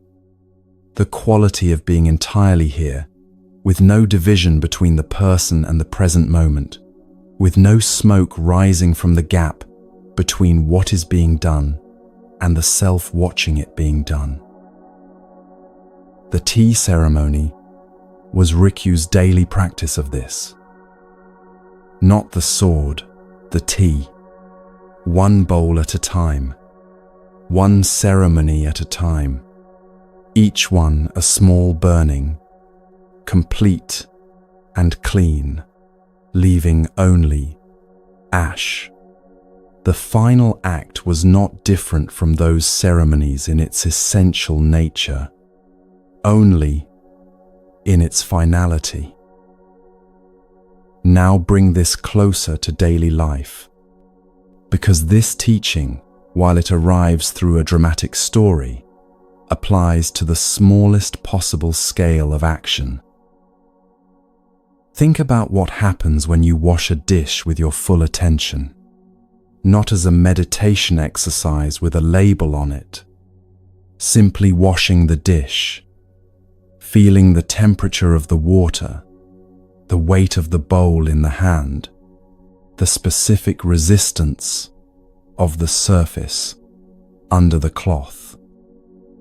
Present entirely to the dish, with no part of the mind in the conversation from earlier or the task waiting afterward. When the dish is clean, you put it down. That is finished. The next thing begins fresh, without the dish trailing after it. This is the small version of what Rikyu practiced. This is the no-trace teaching at the scale of an ordinary afternoon. Contrast it with the other way of washing the dish, which most people will recognize immediately. Hands in the water, mind in 5 other places. The dish gets washed. The outcome is achieved, but the attention was divided, and divided attention leaves a particular kind of residue. Not guilt, not regret necessarily, just the faint unsatisfyingness of a thing half done, the sense that you were present for the outcome, but absent from the experience, the smoke of incomplete combustion, drifting into the next moment and the next. Over time, this accumulates, not dramatically, but steadily. A day of divided attention is a day of smoke, and smoke, even in small quantities, obscures. The view through it is less clear. The air in it is less clean. And the personality that develops inside a life of divided attention develops, slowly and without noticing, a particular kind of weight. The weight of everything that was done but not fully inhabited, the accumulated residue of 1,000 half-presences, the smoke of 10,000 fires that did not burn cleanly. The teaching on no trace is the teaching on how to put that weight down, not by reviewing and resolving the accumulated past. That is more smoke, more division, more self-watching self, but by changing the nature of how the next action is entered. This action, this one, now, completely, without the watching self maintaining its separate position, without the division between the person and the present moment. One action at a time, clean, complete, leaving only ash. The ash is not nothing. This is an important distinction. The bonfire that burns completely does not disappear. It leaves ash, which is the clean residue of total combustion. What you do completely, with full presence and no watching self, dividing the attention, leaves something real behind. Not the smoke of self-consciousness, not the residue of incomplete presence, but the simple fact of having been genuinely there, which settles into the ground of experience cleanly, without complication, without the need for review or revision. You remember what you were actually present for, the conversations you were fully inside, the work you gave yourself to completely, the moments of genuine contact with another person that were not divided by the watching self, monitoring how the contact was going. These settle differently from the half-presences. They are ash rather than smoke, clean, finished, real. Dogen, the 13th century teacher, said it this way: ashes do not come back to firewood. Ash is ash. Firewood is firewood.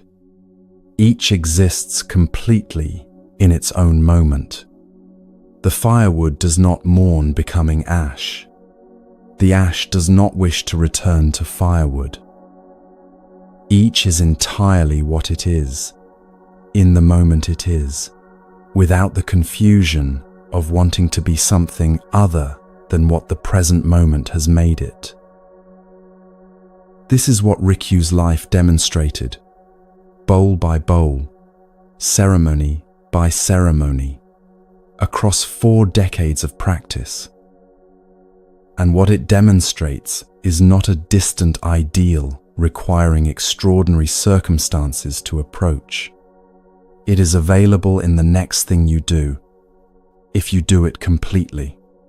The next conversation, the next meal, the next ordinary task that the day presents.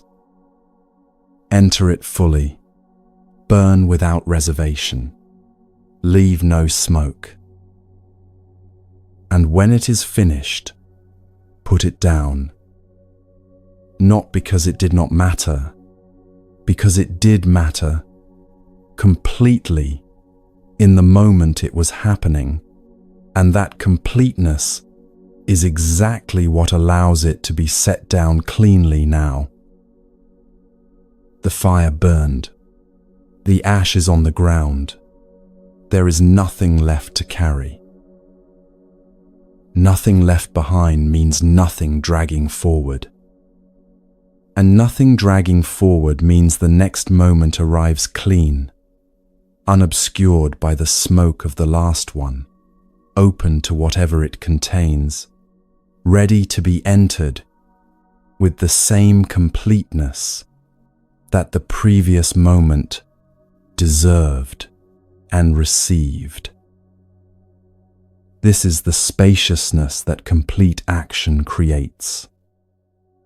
Not emptiness, in the bleak sense. Room, the specific, tangible room that opens when the accumulated weight of half-presences is no longer being carried. The air clears. The view extends further than it did through the smoke. And what can be seen from here, clearly, without obstruction, is something that divided attention could never quite bring into focus. Everything changes. Everything is always already changing. Nothing holds its form. Not the fire, not the wood, not the ceremony, not the man who conducts it, not the bowl he holds, not the water cooling inside it. Everything is already moving toward ash. Everything is already becoming what comes next. And in that constant movement, that ceaseless transformation from one form into another, there is something that the clean fire reveals and the smoky fire obscures.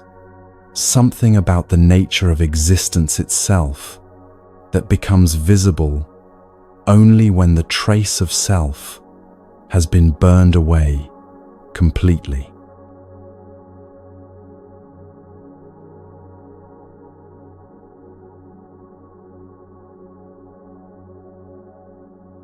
Stand at the base of a waterfall sometime and look up.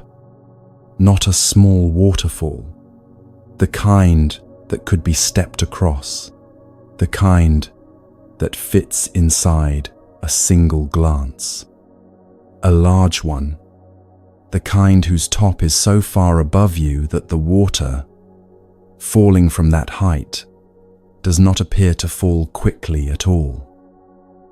From a distance, it looks like a curtain, pale, slow-moving, almost still, as if the water were being lowered gently rather than falling freely. The distance compresses the speed into something that looks like patience, and the water comes down separated.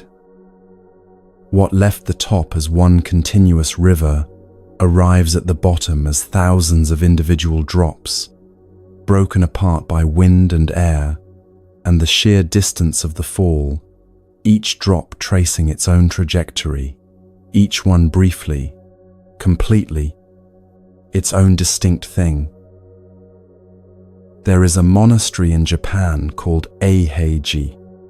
It sits in a forest in Fukui Prefecture, surrounded by cedar trees so tall and so old that the light reaching the ground has already passed through several centuries of canopy.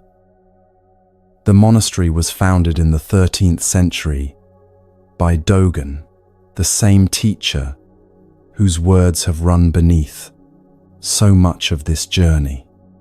The same man who said ashes do not return to firewood. The same man who called one continuous mistake the ground of Zen. There is a small bridge at Eiheiji. It crosses a stream near the entrance to the monastery grounds. Visitors pass over it without necessarily knowing its name or its story. but the name is worth knowing. It is called Hanka Kukyo, the Half-Dipper Bridge. The name comes from Dogen's practice when he drew water from the river. He would lower the dipper into the current, fill it, and use what he needed. But he never used the whole dipper. Whatever water remained after he had taken what was necessary, he returned to the river. Not because water was scarce, not from any principle of conservation or economy, but because he felt himself to be in relationship with the water, not as a user of a resource, but as one part of the river temporarily holding another part of the river and recognizing that the held part had somewhere it belonged. The water in the dipper had come from the river. The water in the dipper was still the river, briefly contained, and when the task was done, it went back. Not discarded, returned. There is a difference that matters enormously between those two words and what they carry. This practice was not performance. It was not a demonstration of spiritual sensitivity for the benefit of students watching. It was the natural expression of a man who had genuinely stopped feeling himself to be separate from the world he moved through. The water in the river and the water in the dipper were not two different things to him. They were one thing in two temporary arrangements, and the temporary arrangement of the dipper was simply that, temporary. It would end. The water would return. The bridge was named for this. Not for a teaching Dogen gave, not for a text he wrote, but for a gesture he made daily, quietly, at the river's edge. The half-dipper returned to the water. The bridge named after the returning. Now look up at the waterfall again. The water at the top has not yet separated. It is still the river, one continuous body, moving together, undivided. At the top, the river has no individual drops. It has no sense of being many things. It simply is what it is, whole, moving, without the experience of boundary or separation. Then it goes over the edge, and in the falling, something changes. The wind catches it. The air breaks it apart. The single river becomes thousands of individual drops, each one now tracing its own path, each one now carrying, if we allow the imagination to follow the teaching, something like an individual experience. The experience of falling, the experience of the air pressing from all sides, the experience of distance from the river above and the river below, the experience, perhaps, of something like difficulty. The teaching here is not a metaphor being imposed on water. It is an observation about what separation does. Before the separation, there is no individual feeling. There is only the river, being the river, in the way that rivers simply are. After the separation, in the falling, in the distance, in the breaking apart, something that functions like individual experience begins.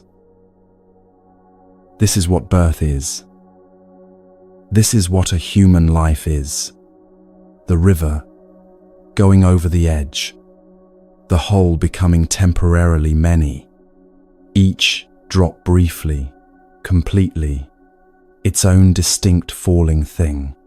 with its own trajectory, its own weight, its own experience of the distance between where it started and where it will land. And the difficulty we feel, the suffering that arrives with consciousness and separation and individual existence, this is the difficulty of the drop in the air. Real, genuinely felt, not to be minimized or explained away, but understood now in its context. The difficulty belongs to the separation, not to the water itself, not to whatever we are before and after the falling. Before we were born, we were one with the universe. This is not a poetic sentiment. It is the most literal statement the teaching can make. Whatever we are, whatever consciousness is, whatever this experience of being alive amounts to, it arose from something, and that something was not separate from the rest of what exists. The river before the edge, the hole before the falling, the water before it learned the word drop. And after the falling ends, the drop returns. Not to nothing, not to absence or void, or the extinction of everything that the drop was during its time in the air, to the river, to the wholeness it came from, to the condition before separation, which is also the condition after it. Consider how the water must feel if we follow the image honestly when it lands. The falling is over. The separation is ending. The boundary between this drop and all the other drops is dissolving as each one meets the pool below and becomes indistinguishable from what it joins. The individual trajectory is complete. The individual weight is released. The individual experience of the air pressing from all sides is finished. What returns is composure. Not the composure of endurance, the gritted composure of someone who has held together through difficulty. The composure of return, the composure of the river finding itself whole again, one body, moving together, the individual drops reunited in something larger than any of them were during the falling. How glad the water must be. This phrase is not sentimental. It is pointing at something precise. The gladness is not an emotion assigned to water by a mind that needs comfort. It is the recognition of what return actually is, the ending of the effort of separation, the release of the tension that individual existence requires, the composure that was always available and becomes fully available again when the falling is done. Life and death are the same thing. This is the teaching that most people hear as philosophy and feel unable to receive as comfort, because the thinking mind takes the two words, life and death, and places them at opposite ends of a spectrum, one desirable and one to be feared, one to be extended and one to be postponed. And the teaching says, they are the same water, different arrangements of the same thing, different moments in the same movement, the river and the drop and the river again. When this lands not as a concept but as a felt experience, and it can, if the image is stayed with honestly, what arrives is not morbidity or resignation. What arrives is rest. A particular quality of rest that is different from anything that ordinary comfort can produce. Because ordinary comfort is given to a self that is still separate, still falling, still in the middle of its trajectory between the river above and the river below. This is something quieter than comfort, the recognition that the falling itself is held, that what falls is not falling away from something but falling toward it, that the drop has never, not for a single moment of its falling, stopped being water. Dogen returned the water in the dipper because he knew this. Not as a doctrine he had accepted, as a felt reality that expressed itself naturally in the act of returning. The water in the dipper was him. The river was him. The returning was not generosity. It was recognition. The river acknowledging itself in the dipper and inviting itself home. The bridge at Aheiji still stands. People still cross it. The stream still moves beneath it. The same stream that moved beneath it in Dogen's time, carrying water that has been rain and river and ocean and cloud and rain again in the centuries since. The water does not remember its previous arrangements. The water simply continues, taking whatever form the conditions require, releasing that form when the conditions change, moving always toward the lower place, which is also always the returning place. There is a practice that emerges naturally from this, though it requires no formal instruction. When the fear of ending arrives, and it arrives for everyone, in whatever form it takes for each particular drop, the practice is simply to look at the water. Not metaphorically, actually, if possible, a river, a stream, rain on a window, water running from a tap. Watch what it does. Watch how completely it gives itself to whatever shape contains it. Watch how completely it releases that shape when the container changes. Watch how it finds its way always toward joining, always toward the larger body, always toward the condition of being undivided.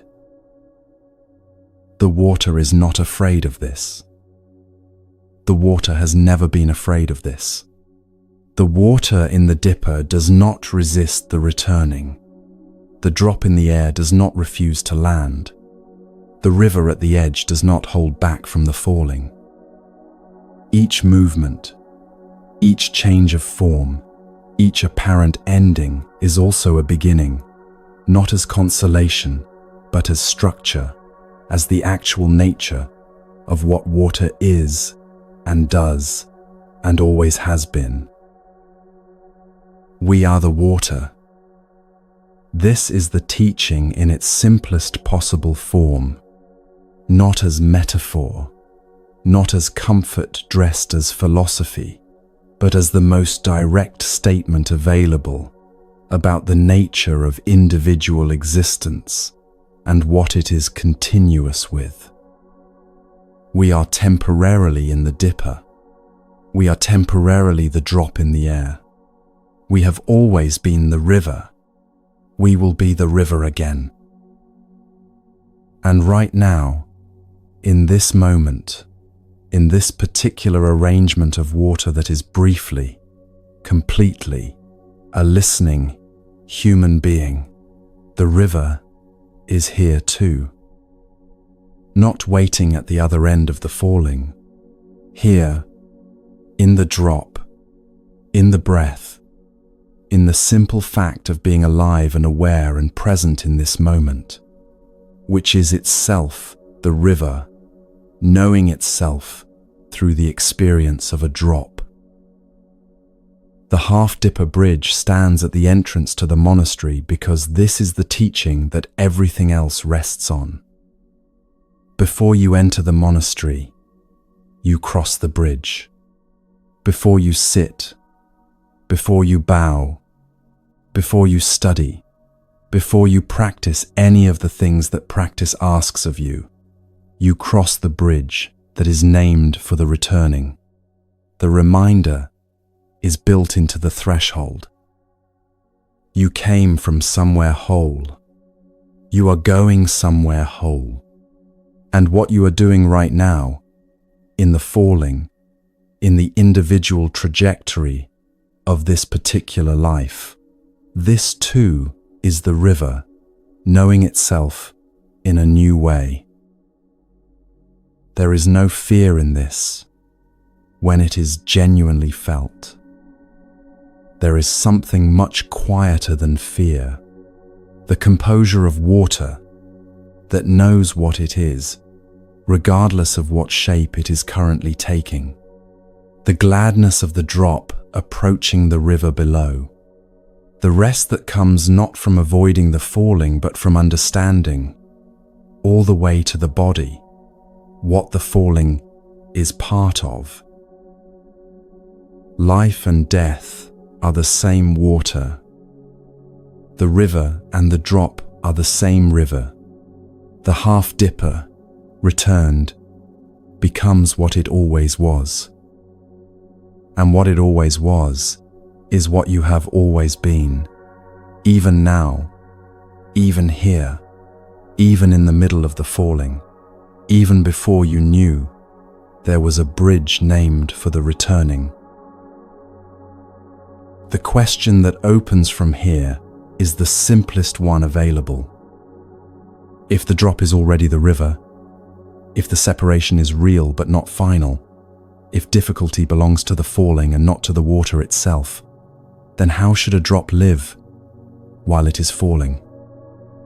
What does complete presence look like for a being that is briefly, entirely, its own distinct thing?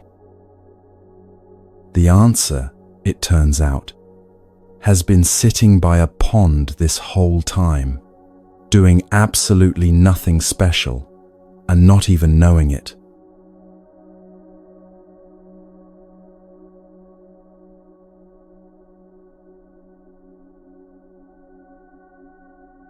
There is a frog sitting by a pond.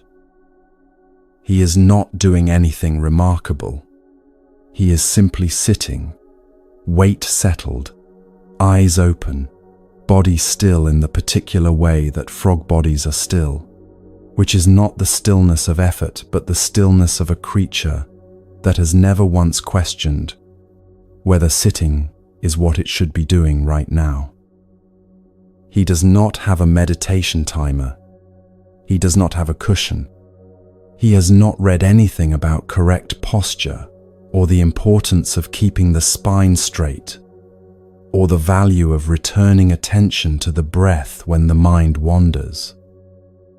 He is simply here, at the edge of the pond, in the precise posture that centuries of Zen practitioners have spent enormous effort trying to achieve. And he has no idea. This is the thing that makes the frog so useful as a teaching. Not his posture, though the posture is genuinely remarkable when you look at it honestly. His complete absence of self-consciousness about the posture. The frog does not sit and then assess his sitting. He does not compare this session to yesterday's session.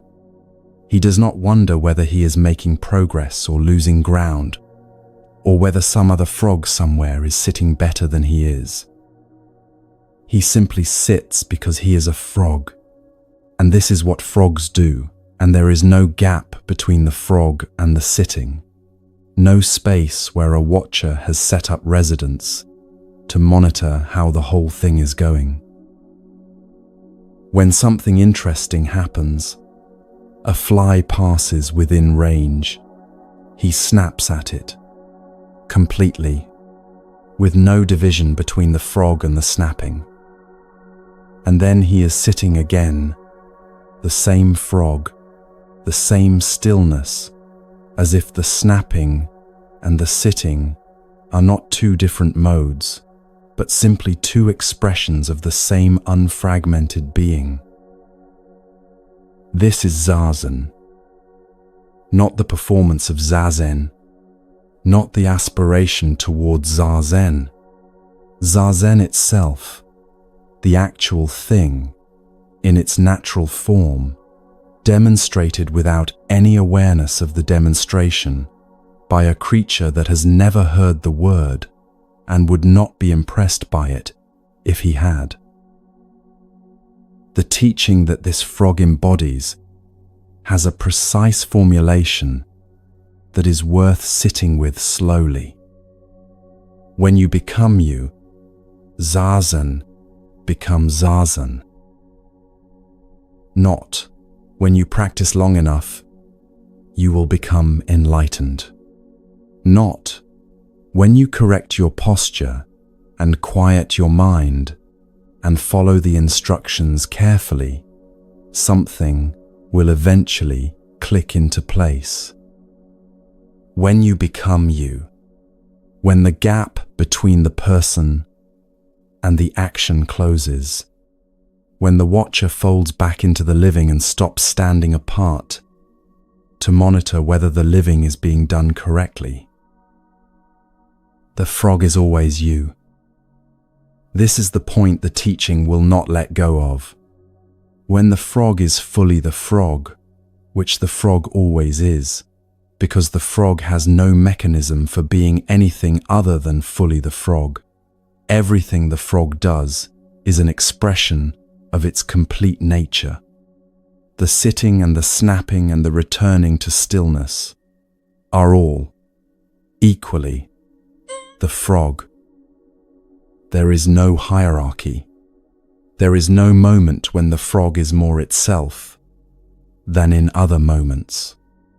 It is simply and entirely itself, all the time, without effort, without the concept of effort, without the concept of being without effort.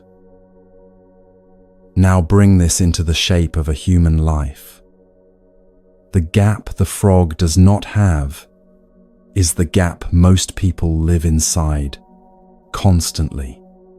The gap between what is happening and the self that is watching what is happening and deciding whether it meets the standard. The gap between the person eating and the watcher monitoring whether the eating is mindful enough. The gap between the person resting and the watcher calculating whether enough has been accomplished to justify the rest. The gap between the person sitting in meditation and the watcher evaluating the quality of the sitting and comparing it to some imagined ideal of what sitting should look like. This gap is not a character flaw. It is the gap that human consciousness creates by its very nature, the capacity to reflect, to evaluate, to stand back from immediate experience and observe it. This capacity is also what allows art and language and kindness and the accumulation of wisdom across generations. It is not the enemy, but when it runs without rest, when the watcher never stands down, when every moment of living is also a moment of being watched and assessed and found adequate or inadequate, that is the exhaustion the frog knows nothing about. The practice the Zen tradition points toward is not the elimination of the reflective capacity. It is the development of enough settledness that the watcher can occasionally rest, that the gap can occasionally close, that you can be, even briefly, as fully yourself as the frog is fully itself, not because you have achieved something the frog has not, but because you have stopped achieving, stopped monitoring the achieving, stopped assessing the quality of the stopping. Just this, just here, just the weight of the body and the movement of the breath and the particular quality of this moment, which has never existed before and will never exist again, and is, right now, complete. There is a different kind of naturalness that the teaching is pointing at here.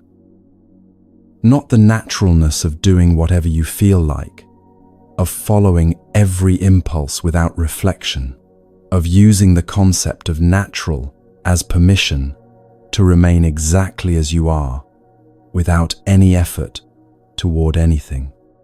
That is not what the frog demonstrates. The frog does not sit because sitting feels good in the moment.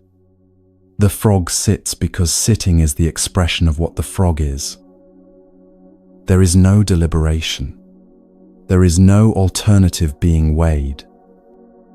There is simply the expression of nature meeting conditions, the frog, the pond, the particular afternoon, the fly that may or may not pass, and the expression is complete because nothing in it is withheld.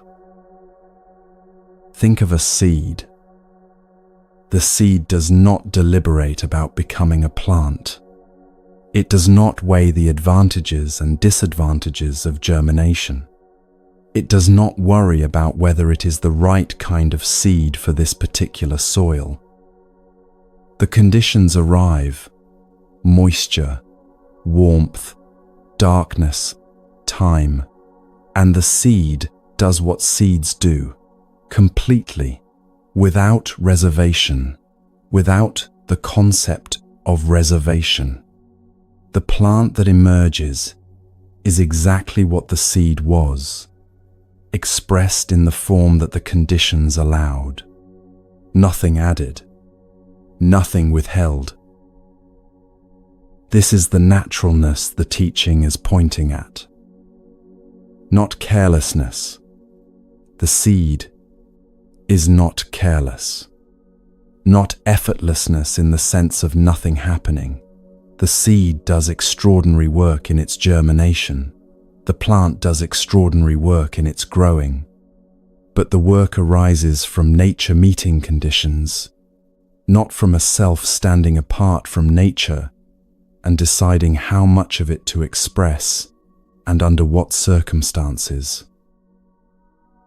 When you are you in this sense, when the expression is complete, when nothing is being withheld for assessment or approval, then whatever you do carries the quality of the frog's sitting. Not because you have become enlightened, not because the practice has finally produced the result you are working toward, but because you are the result. You always were. The frog has been demonstrating this at the edge of the pond since before the teaching existed to describe it. Now there is a second figure in this final teaching, smaller than the frog, less comic, more intimate. There was a Zen master who lived alone in a small zendo.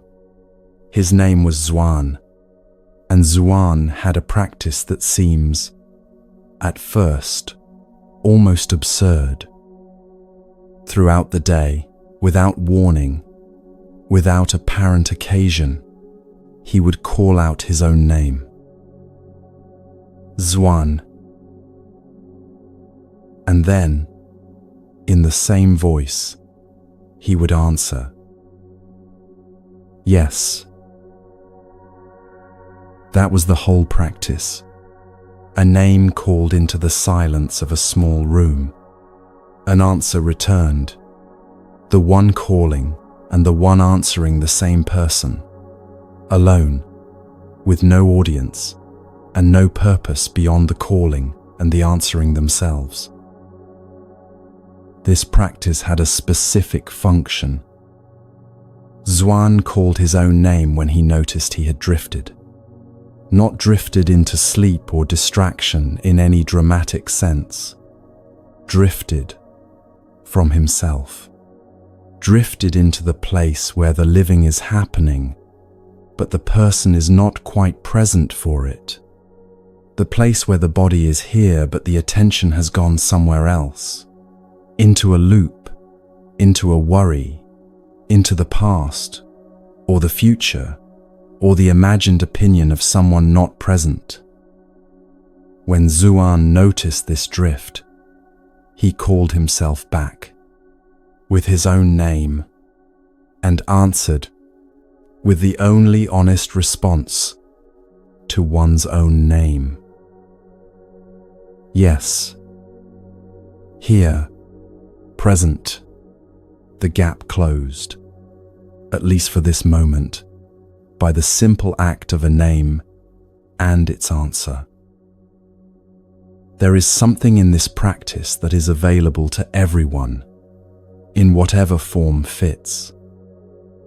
Not necessarily the calling of a name aloud in an empty room, though that is its own kind of effective, but the quality of return that the practice embodies, the recognition that presence is not a permanent achievement, but a recurring orientation, something returned to rather than arrived at, something practiced not once, but continuously, in the way that Dogen's vows are practiced, in the way that the fourth horse keeps running, in the way that the forehead keeps returning to the floor.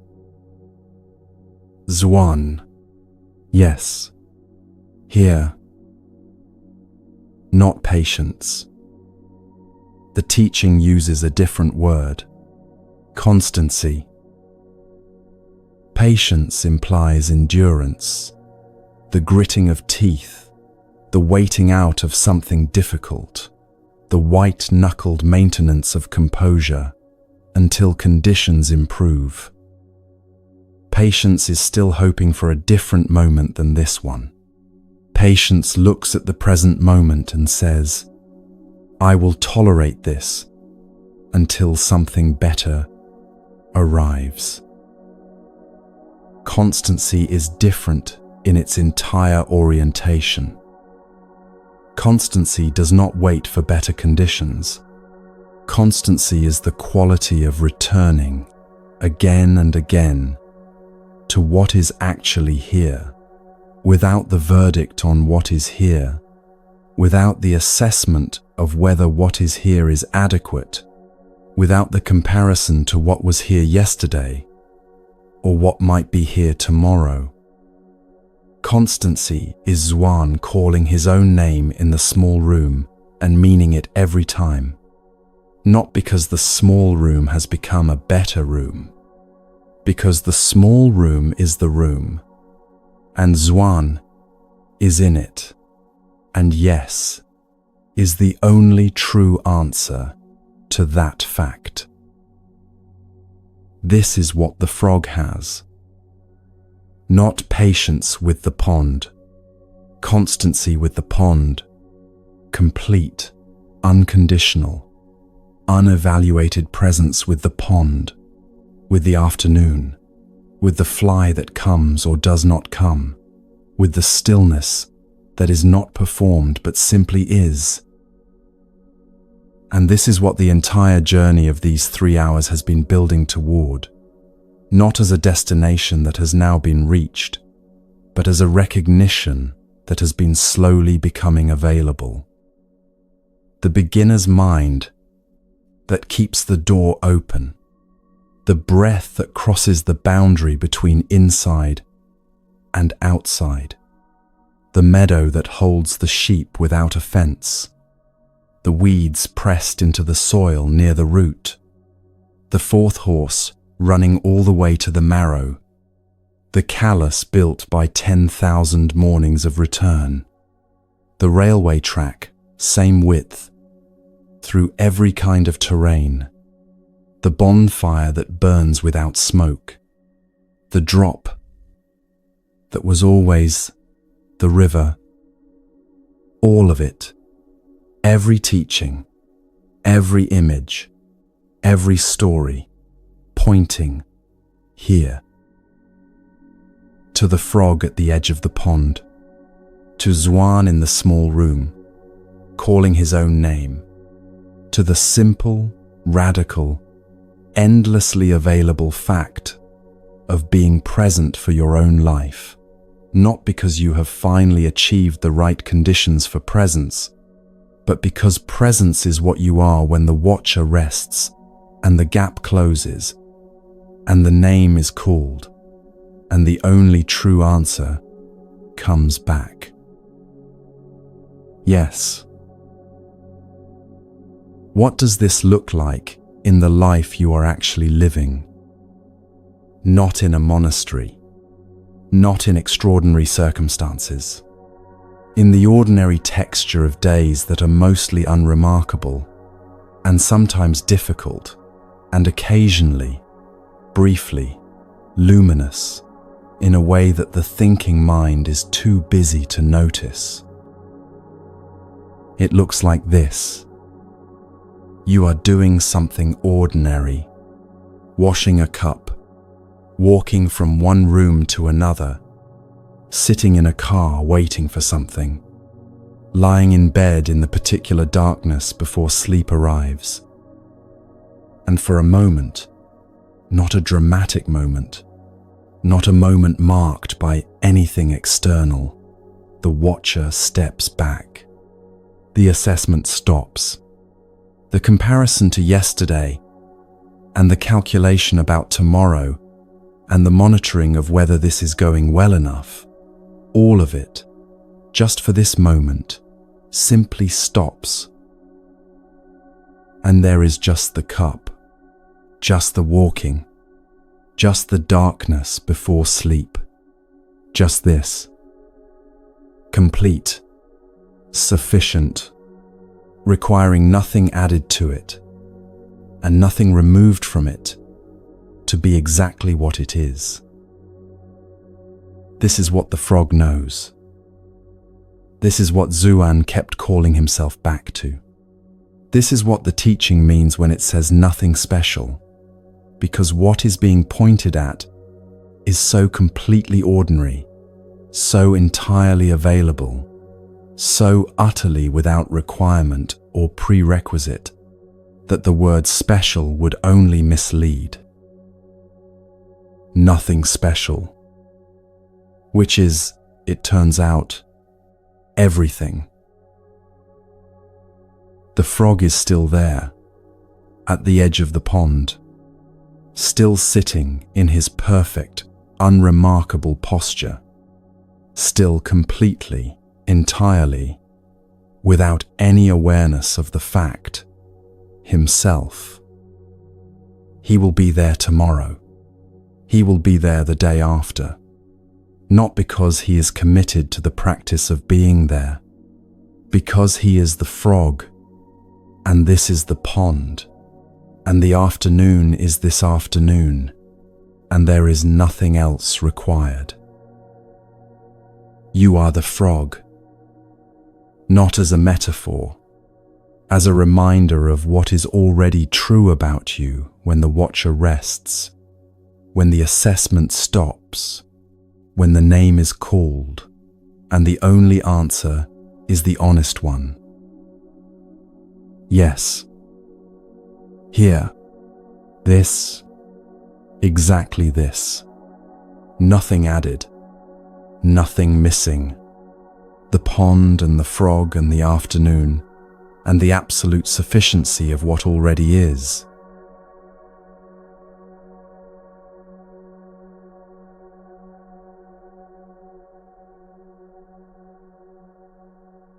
You are still here, not here as an achievement, not here because you followed the teachings correctly or understood everything, or arrived at some new and better version of yourself over the last 3 hours. here in the simplest possible sense. Breathing, weighted, present in a body that has been quietly, faithfully doing its work this entire time, without once asking for your supervision. The breath is still moving, the same breath that was moving at the beginning. The swinging door, opening and closing, inside meeting outside, the boundary crossing itself with each inhale and each exhale, the way it has been crossing since the first breath and will continue until the last. Nothing about this has changed, and yet something in the quality of noticing it may feel different now, quieter, more like coming home than arriving somewhere new.